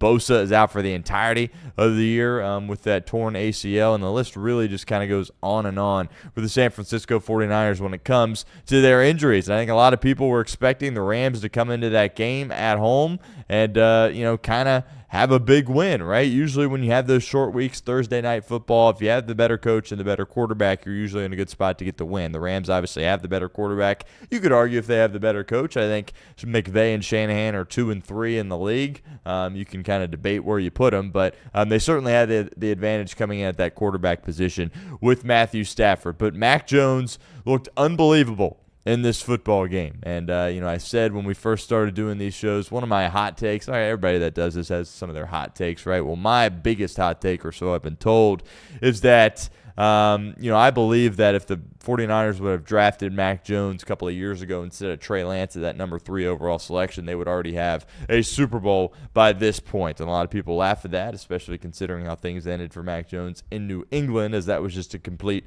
tire fire. But he goes to Jacksonville last year, kind of has an opportunity to, relearn the game a little bit, not be the guy, have an opportunity to be the backup. Lawrence obviously got hurt last year, so he had some time to go in there and, get some starts for Jacksonville. He's from Jacksonville, got to go back home and kind of, help revitalize his career. And then, really for Mac Jones, I don't think there was a better spot that he could have gone than San Francisco, right? You saw Sam Darnold, right, kind of bounce around the NFL a little bit with the Jets and then the Panthers, of course, and then he gets to San Francisco as the backup to Brock Purdy and learns a lot from Shanahan. And then, Shanahan probably tells his buddies around the league, like, yeah, this guy can play. Next thing you know, he goes to Minnesota, balls out. Now he's a starter in Seattle. And see, I'm not going to say that Mac Jones necessarily is on that same exact trajectory, but he has an opportunity here, come in, be the backup. Gets lucky with Brock Purdy going down, and he's done a tremendous job executing Kyle Shanahan's offense. And, one thing about Shanahan, obviously all the best play callers have the ability to adapt and change what they do offensively given the personnel and particularly given the trigger man that they have at that quarterback position. Kyle Shanahan, there's a very clear system that he wants to run with his offense, and really Mac Jones is the perfect guy to run it, right? Go through the reads, get the ball out of his hand quickly, and not make mistakes. And obviously at the end of his New England run, he started making mistakes. And the reason why he was drafted so high was because of 2 things. One is elite processing, right? Kirk Herbstreit was talking about it on the broadcast last night. Not going to say it's Joe Burrow level, but if you had to pick his biggest strength of Mac Jones' game, it's his ability to process and read the defense. He's a very intelligent guy, and you saw him do a great job of that last night. Did have the one mistake where he got fooled, where Rams were simulating some pressure, then they dropped back. Should have been an interception. The Rams could have won the game. They ultimately weren't able to convert, so that obviously was a mistake by Mac Jones there in that situation. And, it's the processing and it's the ability to protect the football, not turn the football over. And here with the Niners in his 3 starts, only the 1 interception, that obviously has been really, really good for him as well. But I was really impressed with what I saw him do in the football game. He was really composed, got the ball out of his hands quickly, and he's really, really accurate with the football there as well. And, the 2020 Alabama team, in my opinion, that's the best college football team of all time. And obviously Mac Jones was the trigger man on that team, getting it to all types of weapons. Devontae Smith obviously won the Heisman that year for Bama in 2020. He had Najee Harris out of the backfield. And an incredible offensive line. Mac Jones didn't really get touched much there in 2020. And also he's a really tough, gritty guy. as well. And some of the pictures or whatever came out because, just the way he falls doesn't always seem to be the most graceful. Like, he had, like, his pants falling off at one point, his jersey's all, ripped up. He's just got that look on his face where it's just like, yeah, what are you doing, Mac, out there? But the bottom line is he was really, really tough. He wasn't healthy coming into the game, had the knee issue, and certainly that got worse as the game went on, had that huge brace there on his knee. And honestly, kind of feels like the Niners rushed Brock Purdy back a little bit for their game last week against the Jaguars. And now Brock Purdy, obviously, he doesn't play on a short week, and I think there's a real possibility that he can miss a game or two going forward as well. He's got that turf toe injury. Additionally, not obviously the same level as Joe Burrow's turf toe injury, but obviously it's hampering him and causing some issues for Brock Purdy. And I think if Mac Jones was fully healthy, last week in the Jaguar game, maybe he starts that game and Brock Purdy gets to rest another week. He doesn't. Purdy goes. Purdy suffers a setback, and now we'll see what the Niners have to do at that quarterback position moving forward. But we had the Niners in our top 10 power rankings for a couple of weeks, and then I took them out after that loss to Jacksonville, and they certainly will find their way back on there next week. I think a lot of people, myself included, expect the Rams to compete for a world championship. I think they're the next best team in the NFC behind Philadelphia, and obviously they had a big lead in Philadelphia and had an opportunity to win that game when they faced off a couple of weeks ago. But the Niners clearly are a really, really good team, and if they can just kind of stay afloat, right, as they try to get guys back and healthy. Christian McCaffrey, was unbelievable in the game again last night. The ability to run the football and also be, a threat out of the backfield, and that certainly helps Mac Jones out a lot. I questioned some of the things Shula was doing defensively for the Rams in the game. I mean, Mac Jones, he can push the football down the field and be accurate with the football down the field, but he wants to take the underneath stuff more so than pushing it down the field, and they kind of were just giving him that stuff, particularly early in the game, which was a little bit head-scratching for me. My game plan defensively, if I was the Rams, would try to be to make Mac Jones have to, force the football down the field and beat you and take away some of that underneath stuff. They did not do that, and Mac Jones was there to execute at a very, very high level. You knew the Rams were going to get back in the game. Matthew Stafford is just unbelievable. Absolutely unbelievable. They had the two costly turnovers. Kyron Williams, you think they're going to go in and score a touchdown late in the fourth quarter. He fumbles. What a great play by the rookie out of Texas, Alfred Collins, as he punches that out, lands on the football there as well. Devastating, obviously, for Kyron Williams to fumble in that spot. But Matthew Stafford just continues to be unbelievable. When he's healthy, he's just as good as anybody in this league. And yes, I'm talking about Mahomes and Allen and Burrow and Jackson, all those guys. He is at that level when he is healthy, and he is unbelievable in this game, getting them back into the game for the Rams. That tandem there of Puka Nacua, Devontae Adams, that is very, very lethal. It was Nacua kind of getting all the work in the first half, and Devontae, I mean, you're sitting there at one point late in the game. He's only got one catch for like 11 yards, and then they really started to go to Devontae Adams. They really started having success moving the football, and this Rams team is going to be just fine. Right, I mean, it just speaks to the coaching ability of Kyle Shanahan to get his team ready to go and have them execute in that spot on a short week. And it also shows that Mac Jones clearly, he's the backup right now, but he's one of the best 32 quarterbacks on the planet, in my opinion. And I think you will have another opportunity to become a starter. Again, it's not going to – there's lots of guys that can have success in what Shanahan's doing. I'm not naive to that. I understand that. You put Mac Jones in Carolina, it's going to look incredibly ugly, right? But if you put him in a spot with stability, like, for instance, you put him in Minnesota. Obviously, they have a young quarterback. That's not going to happen. But Mac Jones in Minnesota, yep, that would work, right? Mac Jones in Buffalo, yep, that would work. Mac Jones in Cincinnati, no. But that would not work. But I do think Mac Jones is a much better player than Jake Browning, and it would look a lot better than it looks right now, but it still wouldn't be, a great situation. But incredible game last night. This year in Thursday Night Football, you see some more divisional games. And whenever you can have those divisional games on a short week, it just kind of provides more juice to it. When they first started doing this with Amazon, you'd sit there and it'd be like the Titans and the Jets. And you'd be like, it's great we have football on, and yeah, I'll watch it, but this isn't very good. And this year you're seeing a lot more division matchups. There's another one, I believe, next week. With the Giants and the Eagles, and there's some intrigue there with Jackson Dart. At the time, he'll be making his third start. We'll see what he's capable of doing there. So, I think people are really excited, about the state of Thursday Night Football right now. You can, see people talking about Al Michaels, and obviously he's getting up there in age. I think he's like 83, 84 years old.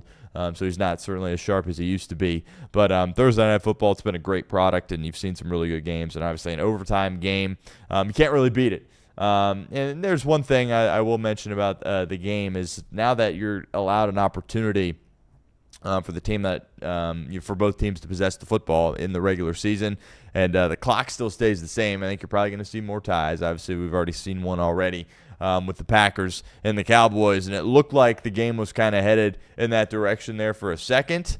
If that's a situation there on that fourth down where it's maybe a 4th and 2, 4th and 3, I think you see McVay probably kick it, but it was a 4th and 1 spot. He wanted to go out there, win the football game, and go for it. I think a lot of coaches would go for it in that spot. I think it's the right call to go for it. Obviously, a tie is better than a loss, and it shows that in the record. And if you get late in the season, you have a tie instead of a loss, it's going to give you a better opportunity. But I respected the call of Sean McVay to go for it. They kept it on the ground with Kyren Williams. They had really gone away from the run game. They're late in that game when they literally were just throwing it all the time. I mean, Williams did have the one run that got him, inside the 10-yard line there late in the game before ultimately he fumbled. But they had been throwing the football all over the place. I get it's short yardage, but I was kind of surprised that they took it out of Matthew Stafford's hand there in that spot. And that Niners front able to come up and make a really big play for San Francisco in what ultimately was a great football game. And both these teams, I think, are playoff teams. And the Rams are going to be just fine. There's no reason to panic if you're the Rams. Short week, crazy stuff happens, division rival, right? It's a Niner team that in the history of McVay and Shanahan certainly has had your number. McVay's been able to close that gap over the past couple of years, but that's a difficult opponent for everybody, and certainly a difficult opponent for the Rams. And one more thing about that game before we move on here to Bengals-Lions is, there's going to be some people that say that, Brock Purdy, is he not the guy? Is Mac Jones going to be the guy? No, I think Mac did a great job at the podium basically saying, look, I was brought here to be the backup. It's been great to win some games as the backup, but this is Brock Purdy's team, and it is. When Brock Purdy is healthy and ready to go, he'll be that guy, and they will roll with him. Obviously, they just paid him a huge contract. I think it helps now that you have this situation where you don't have to rush Purdy back, even though they just did that last week seemingly against Jacksonville. If he's not ready to go next week, you kind of have the mini bye, right, playing on Thursday, but I think there's a lot of people that don't expect him to be ready. You have that opportunity to go with another guy and still be very, very competitive and give him some time to get back and get fully healthy. Brock Purdy's the guy here in San Francisco. I think Mac Jones does a great job of operating his offense, and I think he deserves another start, another opportunity to start for a different team. But Purdy, I think very clearly is still the guy here at this point. And, maybe we address this again in a couple of weeks if Brock Purdy comes back and he's not playing well. But, I don't think there is a quarterback controversy at this point in San Francisco. Turning the page here, Bengals and the Lions. America's Game of the Week, I believe. Late afternoon slate, 4:25 kick. Stripe the jungle. This is just another situation where it's just heartbreaking that Joe Burrow obviously is not out there. I mean, if Burrow's playing in this game, maybe you still have a 2-2 record, but it just feels like a massive game, and you're at home, and you've got an opportunity to prove to the world that you're still a team that is a threat and one of the best teams in the league. But unfortunately, no Joe Burrow, and now you're sitting here with a 10.5-point spread. And no matter, and I'm a very optimistic Bengals fan. I always try to spin it in a positive light, maybe sometimes to a fault. But sitting here for this game, it's just hard to imagine that they win this game. Like, you can try to talk yourself into them keeping it close and covering the spread, but flat out winning the football game and improving to 3-2, I mean, your only chance really is that, the only thing you got going for you, I should say, is the fact that it's at home.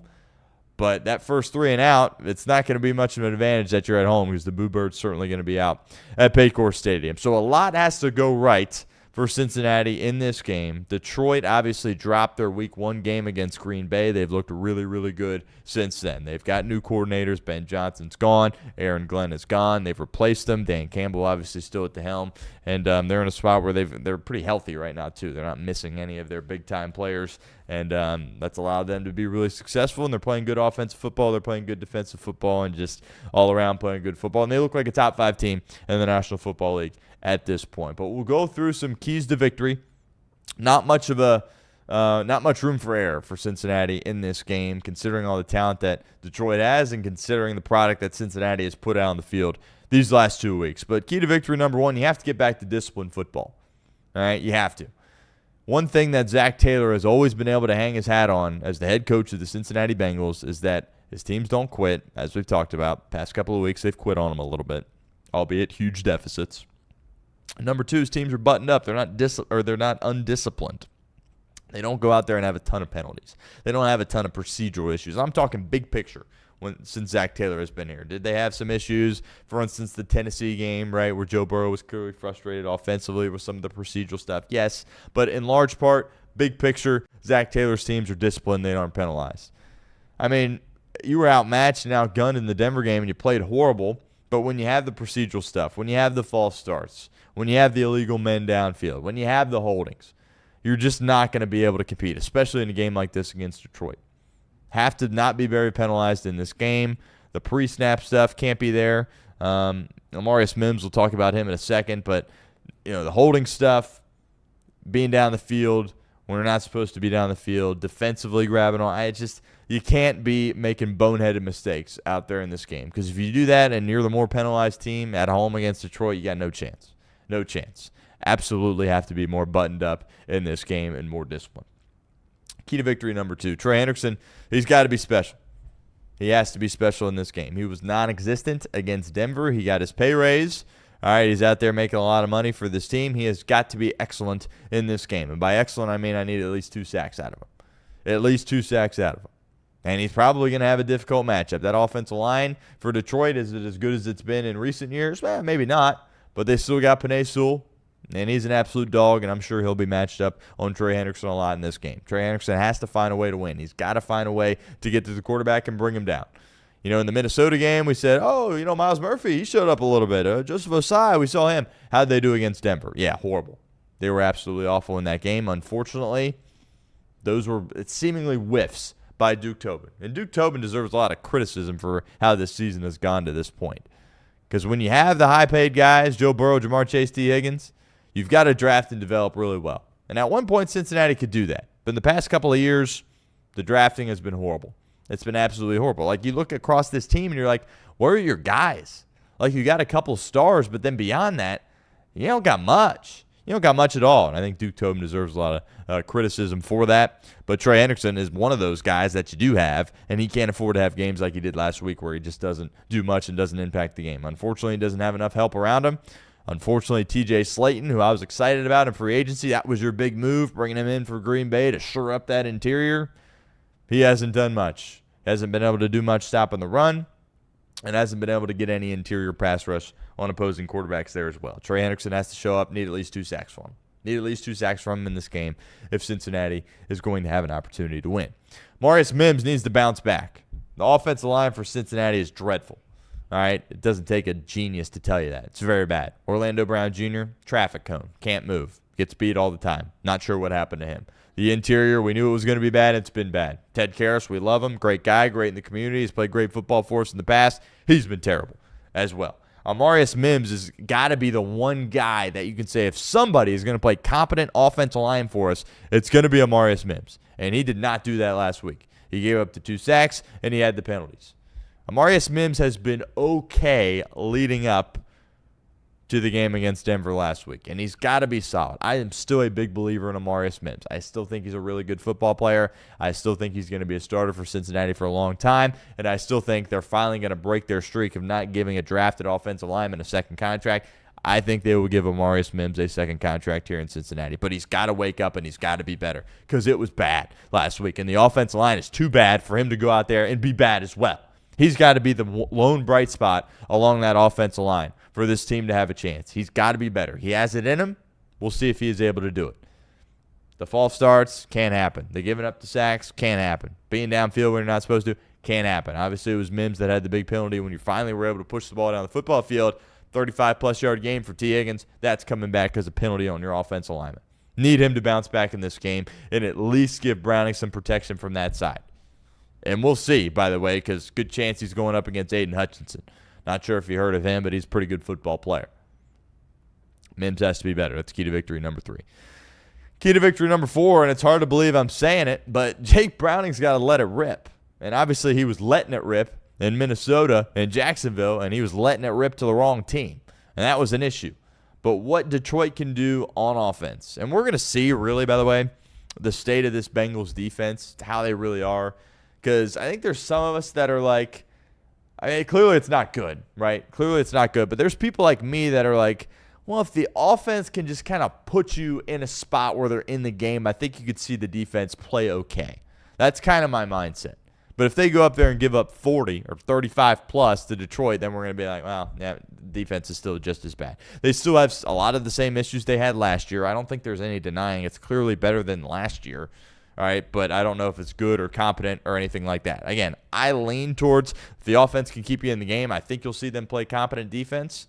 But obviously the offense hasn't been able to do that these last 2 weeks. But Jake Browning has to let it rip because Detroit's going to score some points in this game. And if you go out there and score 3 points again, you're going to get your butt whooped, obviously. You're never going to win games in the NFL scoring 3 points, and obviously that's what Cincinnati did last week. He's got to let it rip. He looked like he was playing tight. Obviously Taylor and company were trying to keep it close to the vest.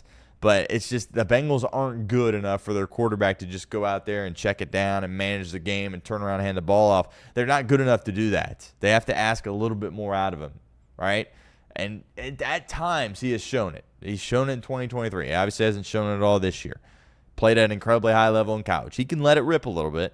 But Jake Browning has been downright bad, all right? And I think some people aren't giving him enough flack for how bad he's been, just because I get it. You know, around him, the offensive line's bad, defense bad, coaching bad, penalties bad, turnovers bad. I get it. But Jake Browning's been really, really bad too. And I think he's kind of avoided some of that criticism. And if he goes out there and he's bad again against the Lions, as we talked about on yesterday's show, you've got to add a quarterback, I think. Unless you're going to punt on the season, but I don't think that would be a good idea whatsoever. And by a quarterback, I mean one of those 2 guys that's in New York right now. But he's got to let it rip in this game. He's got to. He's got to trust it. He's got to trust what he sees and let it rip. He's got guys out there that are playmakers. Ja'Marr Chase, playmaker. T. Higgins, playmaker. Mitchell Tinsley, playmaker. Gesicki, playmaker. He's got guys. Give them opportunities. Try not to put the ball in harm's way. But Detroit's going to score some points, and if you're just having these long, sustained drives where you don't have a big play, and next thing you know you're kicking a field goal or you're punting it 5 times, that's not going to work. He's got to let it rip in this game. And by letting it rip, that might mean he throws 3 picks, and that might be his last start as a Cincinnati Bengal. But he cannot just be uber conservative in the game. If he plays the way he did against Denver, that's not going to win, no matter how much stuff goes right for Cincinnati in the game. He's not going to win like that. Just not going to happen against this Detroit team. He's got to let it rip. And lastly, this one's obvious. You could say it every week, but more so important for Cincinnati now, considering all the issues they have. Got to win the turnover battle. It's the reason you won the first 2 games against Cleveland. And, of course, against Jacksonville as well. And this was a team that in the past we've sat here and we said they are too turnover reliant. And I agree. At times this Bengals team is too turnover reliant. The bend don't break style. Oh, they get a turnover, right? Not forcing a lot of punts. But they need to find a way to get the ball on defense. Have to. Absolutely have to in this game. Goff usually doesn't throw it and put it in harm's way. Maybe he will if you can get some pass rush on him. If Trey Hendrickson can be bearing down on him a little bit. The running backs, they're very careful with the football. Jahmyr Gibbs, by the way, scares me to death in this game. Just feels like he's going to have a massive game for Detroit. I don't know if we've got the speed to go out there and tackle him in the open field, to be completely honest with you. And those guys don't have fumbling issues either, but got to find a way to punch the football out. Got to find a way to create turnovers in this game. Have to win the turnover battle. If you lose it, you're going to lose. But have to find a way to win the turnover battle in this football game. So basically, lots of things need to go right. Those are my 5 keys to victory. Get back to discipline football. Henderson's got to be special. Maurice Mims needs to bounce back. Jake Browning's got to let it rip. And you got to win the turnover battle. But there's a lot of other things that need to go right for you as well. Got to tackle well, obviously. Right? Got to run. I didn't even mention the run game. Right? Did it take a minuscule step in the right direction last week against Denver? Sure, you can say that. All right, that doesn't give us much opportunity to be that fired up, but it looked a little bit better this past week than it did against Minnesota. Obviously, got to run the ball better. Obviously, got to protect better. Obviously, got to play with that chip on your shoulder. I want to see somebody go out there and set the tone in this game. I want to see somebody go out there and lay their shoulder down and run it right into somebody. Get fired up. Get out there and hit somebody early. I want to see some emotion. I want to see some positive juice early in the game. And you got that last week in Denver, right? You came up with some first downs. You got that on the field, and you kicked 3, right? Obviously, everyone wants a touchdown. You kicked 3, whatever. But the emotion kind of was just, it was down. All right, you're at home.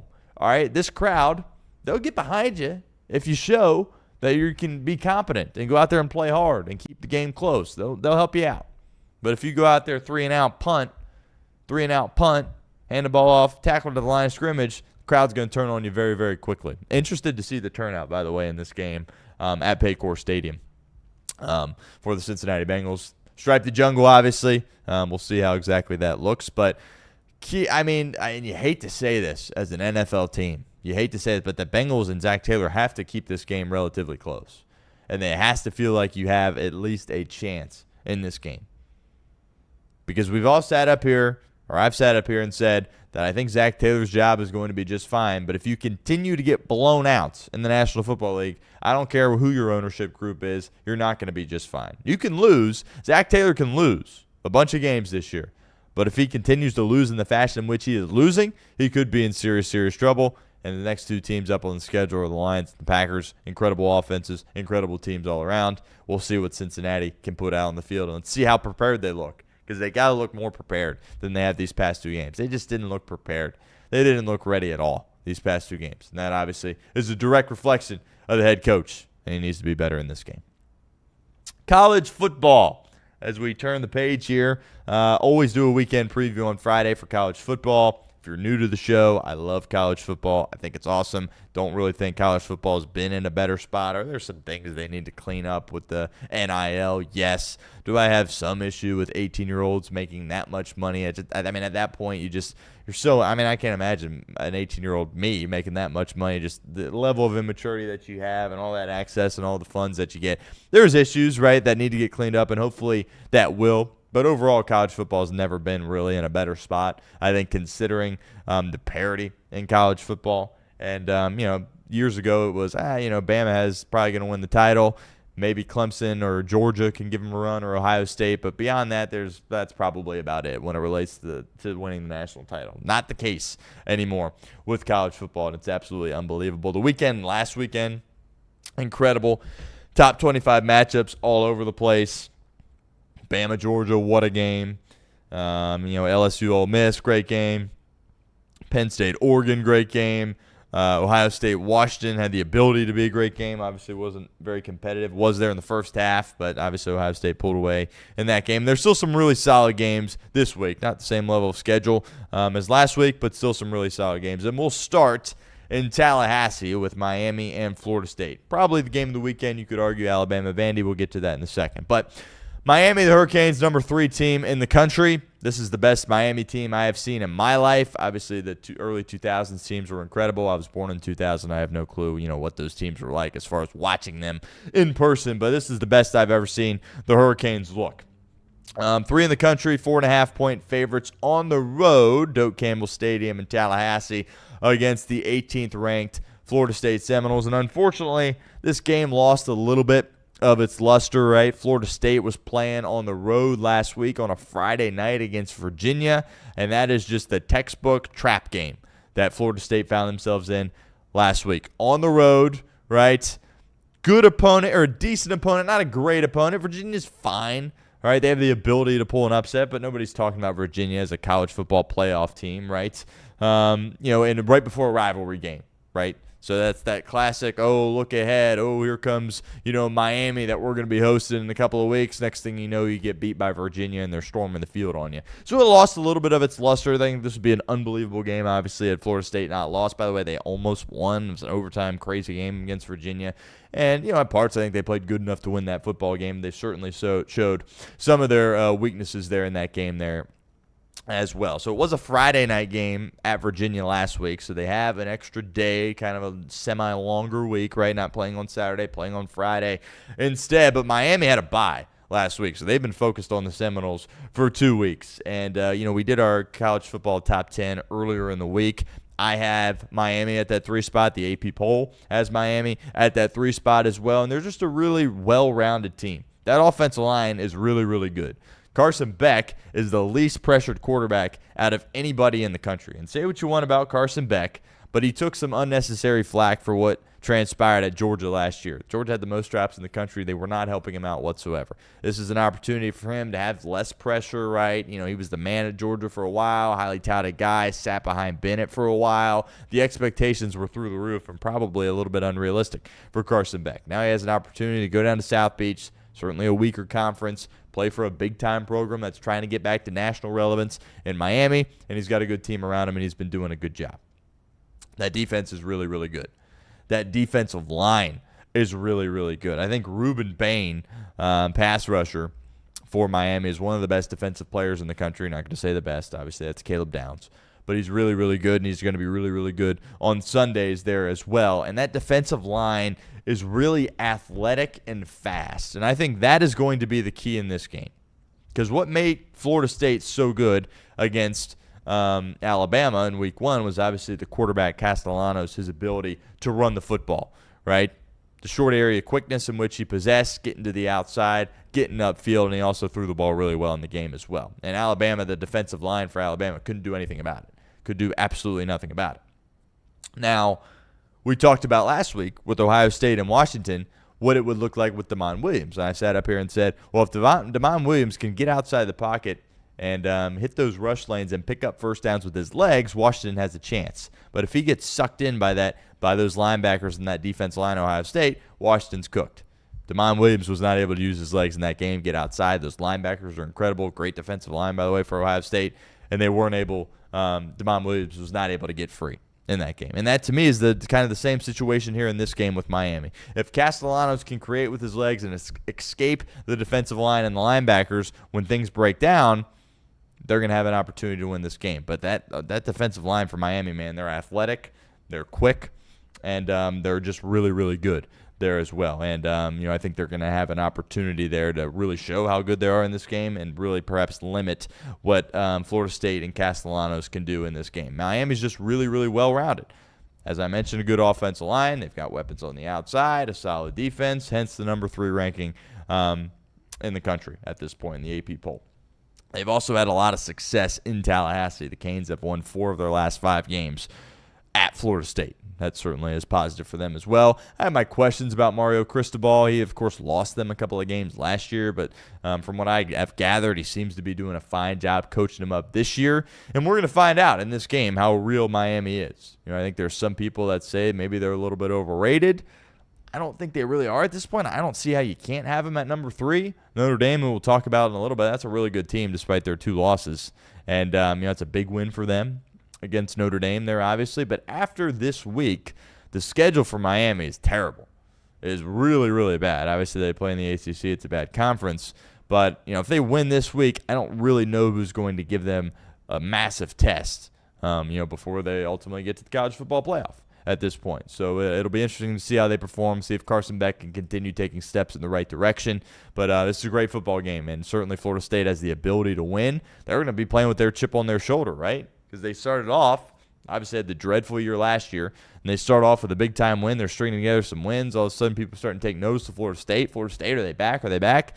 And they lose on the road to Virginia. So they're going to be playing with a big chip on their shoulder. Norvell's going to have them ready to go. Malzahn, he's going to be pulling out all the tricks offensively, and of course Malzahn has had a pedigree of showing up and having his teams or his offenses play really well in big games. We'll see if they're able to do that again against Florida or against Miami in this game at Joe Campbell Stadium. They're going to be having the FSU war chant going. It's going to be an incredible game. I believe it's a 7:30 type of game. And don't have a pick. It's not on our best bets of the weekend. I think it's going to be a great game. Gut says Miami finds a way to get a victory. But it wouldn't shock me in the slightest if Florida State won that football game. And then the next best game of the weekend, or maybe this is the best game of the weekend, Vandy and Alabama. Bryant-Denny Stadium in Tuscaloosa. Alabama has quieted down some of the critics after their performance last week in between the hedges against Georgia, as that was an incredible performance from Kalen DeBoer. His team looked ready. His team looked tough, looked physical, and they absolutely were ready to go in this football game last week. And now they obviously have to play Diego Pavia in Vanderbilt. And Vandy obviously beat them at their place last year. Pavia is back. And that same kind of style of quarterback that has given Alabama trouble in the past. The ability to do some stuff with their legs and just that tough, gritty type of football player. I think in a lot of ways he reminds you of Hayden's King, right? Playing at Georgia Tech. Just a tough, physical guy. His teammates love him, right? He just kind of embodies the entire spirit of the team. Everybody rallies around him. He's a tough dude, and he's a really, really good football player. And, Vandy, Clark Lee has done a tremendous job with that program. And, I think a lot of people last year are like, borderline fluke, whatever. They're not going to do much this year.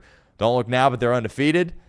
One big win going to South Carolina, who a lot of people thought going into the season that South Carolina with Lenora Sellers, he was going to have a Heisman campaign. He was going to be really good. Carolina was going to have an opportunity to make the playoff. They went there and beat the crud out of South Carolina in that game. I believe it was like 31-7. Beyond that, they haven't played a ton of top opponents, but that offense is really, really good. And, Bama, obviously a massive win. They've quieted down some of their critics, but they're going to get incredibly loud once more if they lose this game at home. But it's a big win, and we've been talking highly of Alabama, but we also have to understand the fact that Alabama still has a lot of holes on their team, right? This is a team that doesn't run the football very well at all. Now, they got Jahmyr back last week. That will certainly help them in this game, and they certainly don't stop the run very well at all. Again, got Tim Keenan, their big nose tackle, back last week. That should help there a little bit. But really the team, and the reason why this team has had success in recent weeks is because they might be the best passing attack in college football. What Ty Simpson is able to do with his weapons, Bernard, Ryan Williams, it has been unbelievable. And Kalen DeBoer and Ryan Grubb are clearly settling into what they do offensively. But this is an Alabama team that gave up over 200 yards rushing to Florida State, and by the way, gave up over 200 yards rushing last week against Georgia, and were able to come away and still win that football game. You could argue there's a couple plays here and there. Georgia had a critical, drop, obviously, in that football game. Some mistakes there, going for it instead of kicking the field goal, coming up short. Georgia had plenty of opportunities to win that game, and they weren't able to come away and do that. So Alabama is still not a very buttoned-up team, and they're very reliant on that passing attack. And if that passing attack is off a little bit, Ty Simpson struggles a little bit, this game looks totally different. 11.5, that's a lot of points. That's a lot of points. Not one of our best bets of the weekend. I'm not going to touch it. But I feel like Alabama's going to win this game. But, 11.5, that is a lot. Also of note, Alabama is 35-1 at home their last 36 games. So say what you want about Kalen DeBoer. Say what you want about the standard falling from Nick Saban. Kalen DeBoer still wins at Bryant-Denny Stadium, and I expect him to continue that here in this game. But 11.5 does seem like a lot of points.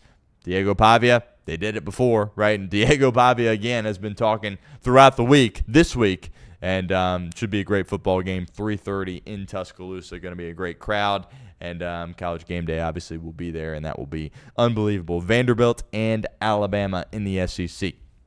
Moving on here, still got a couple of more games that we are going to discuss on the show. Texas and Florida. Texas obviously opened on the road against Ohio State, lost it 14-7.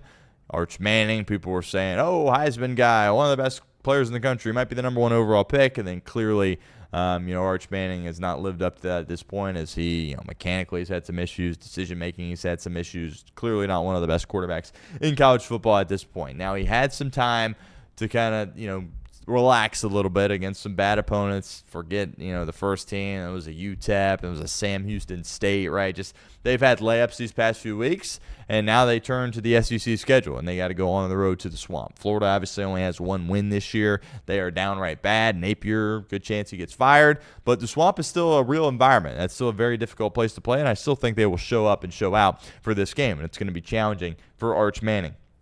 Spreads jumped around. It was 4.5. It was 6.5. I think now it's 5.5 in favor of Texas. And I feel good about Texas winning this game, mainly because that defense is real. That defense, in my opinion, is the second best defense in the country behind Ohio State. They've only allowed 4 touchdowns this season.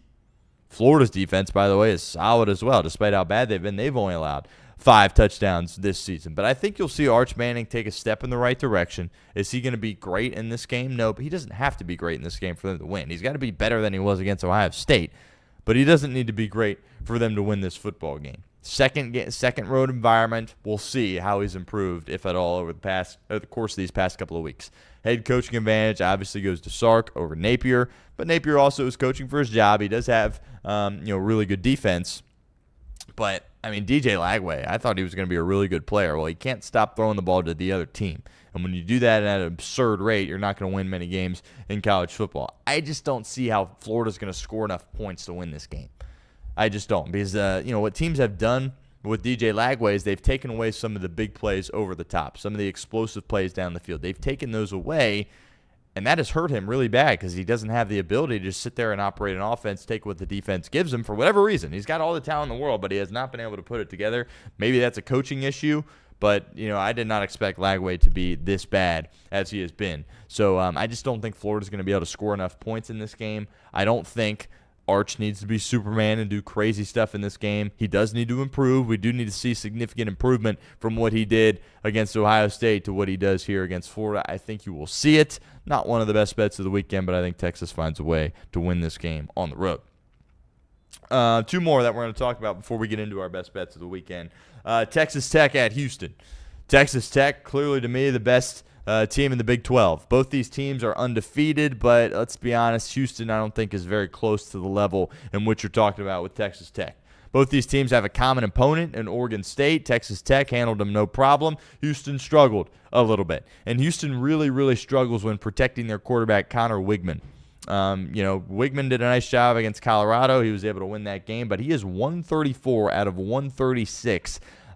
Houston is in quarterback pressure rate allowed.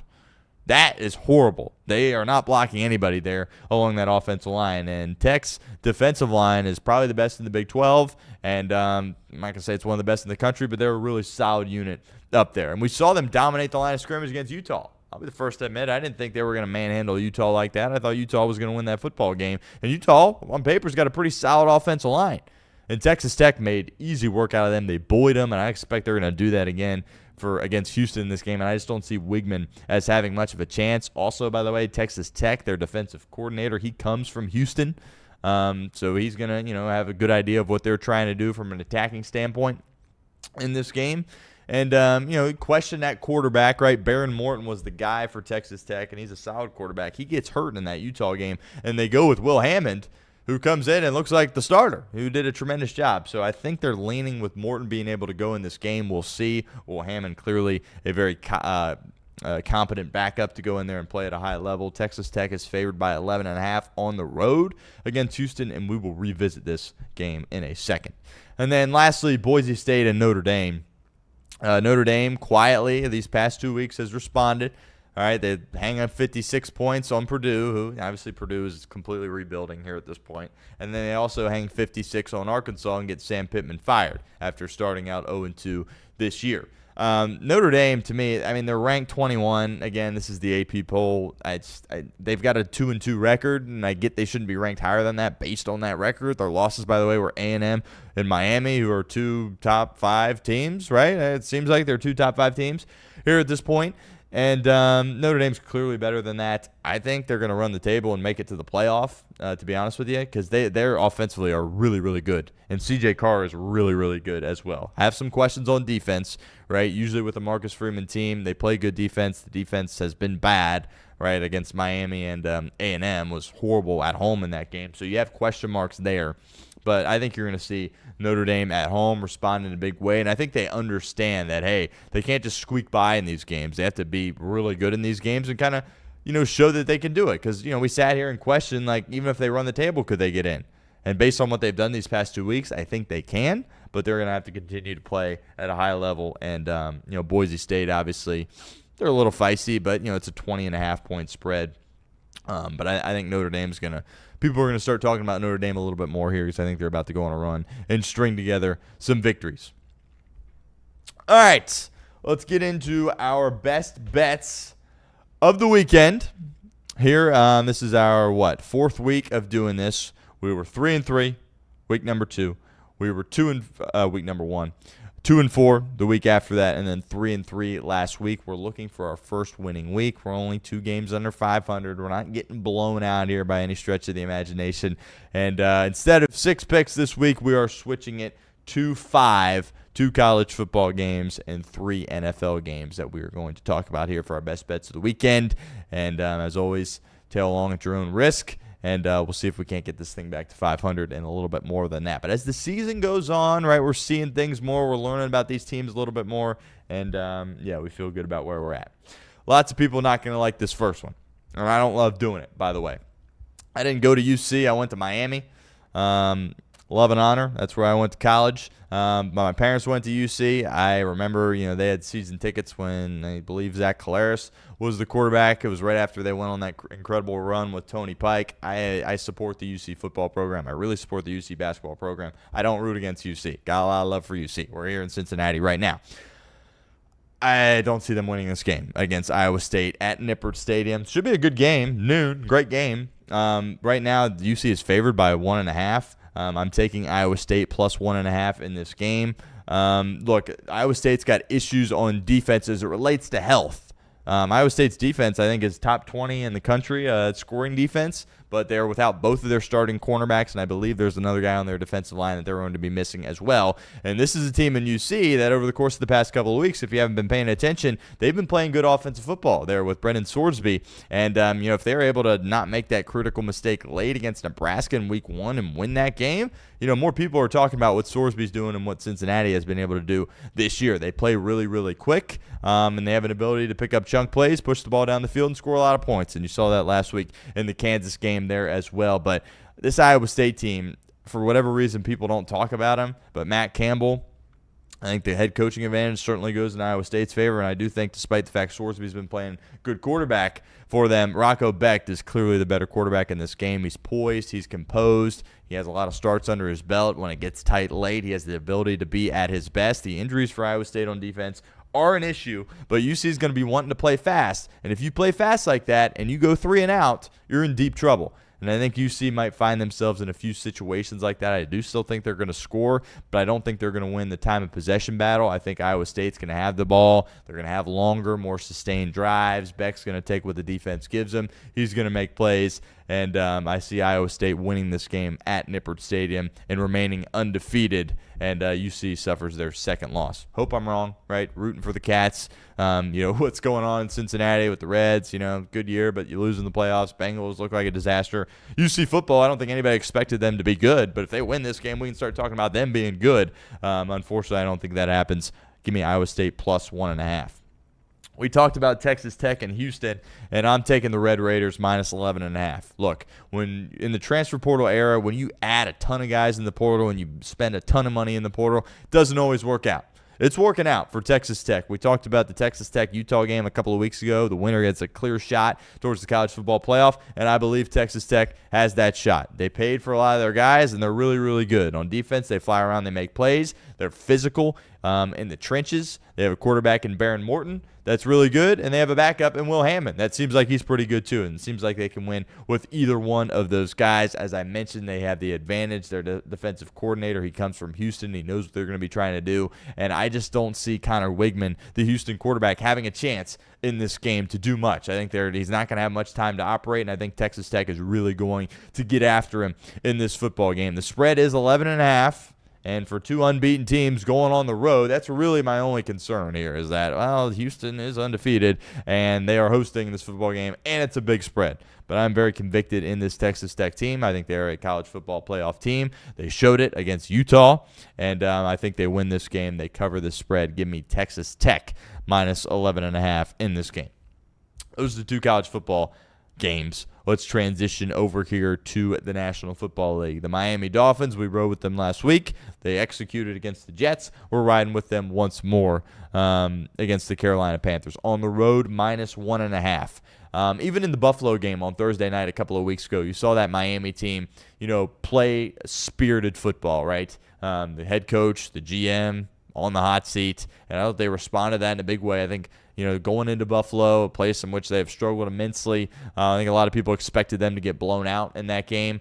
Obviously, they ended up losing that football game, which at the end of the day is all that matters. But I think they showed a lot of fight in that game, and I think they responded in a big way against the New York Jets, who obviously are winless, obviously a not good football team, but they had to have it. It was a got-to-have-it game for McDaniel, Greer, the GM, and even to some degree Tua, the quarterback, and they were able to do it. They were able to get it done.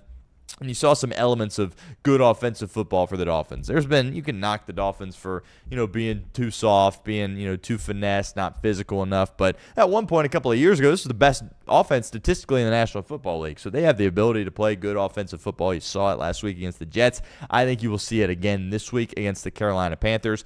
I understand Tyreek Hill is out. That is a serious, serious issue. But Jalen Waddle is going to have a big game for them this week at Carolina, and that's really going to help them get over the top in this football game. Carolina, they're a mess, right? You just can't. It's so weird because you came into the year.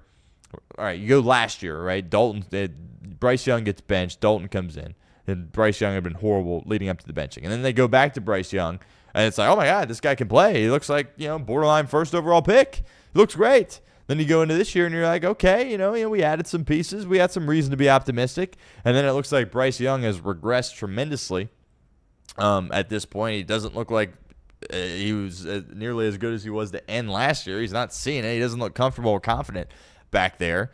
And, they come up with a big win and beat Atlanta 30-0, and then they kind of stink beyond that. So, the Panthers is just, I don't know, maybe they're cursed as an organization, but I feel good about Miami going on the road. Basically just need to win the game.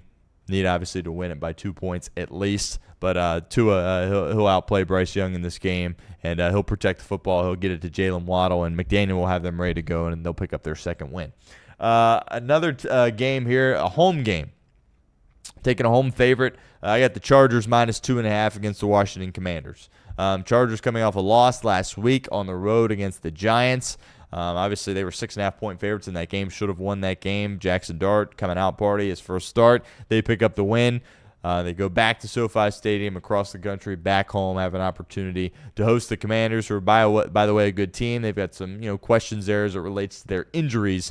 But, I think Justin Herbert's going to play really, really well in this game. Harbaugh's going to have them fired up, playing good football. They're going to run the ball well. They're going to get it to Keenan Allen. They're going to get it to Lad McConkey and Johnston and all those guys. I think they're going to play a really complete football game against the Commanders, show that they're still a threat to be kind of an AFC championship level team, dare I say Super Bowl type of team there as well, and I think they cover the minus 2.5 against the Commanders. And finally, I am going with division rival Baltimore Ravens, plus 2.5 at home against the Houston Texans. The Ravens obviously are 1-3. Talked about them on Off the Bench. Can't believe it. Thought they were a lock to make the playoffs. Thought they were a lock to win the division. And both of those things very much in jeopardy at this point. Now you're going to be without your starting quarterback, Lamar Jackson, for a couple of weeks. Cooper Rush comes in. I question why he is the backup in Baltimore, right? His play style certainly doesn't mirror that playing style of Lamar Jackson whatsoever. But he has proven he can play competent football. In Dallas, you saw him win some football games, quarterbacking the Dallas Cowboys. I think he will be competent. I think you will have John Harbaugh will have that unit playing, ready to go, understanding that their season basically is on the line and they don't have their quarterback. I've got all types of questions defensively. Doesn't look anything like the Baltimore Raven defense. They are just flat out bad and kind of soft and not physical, to be honest with you. I think they'll respond and play their best defensive game of the year this week. Houston is flat out horrible. I picked them to win the division. That doesn't seem like that is going to be transpiring, as it looks like it's either Jacksonville or Indianapolis at this point. Houston, they pick up a big win last week against Tennessee, who probably is the worst team in the league still.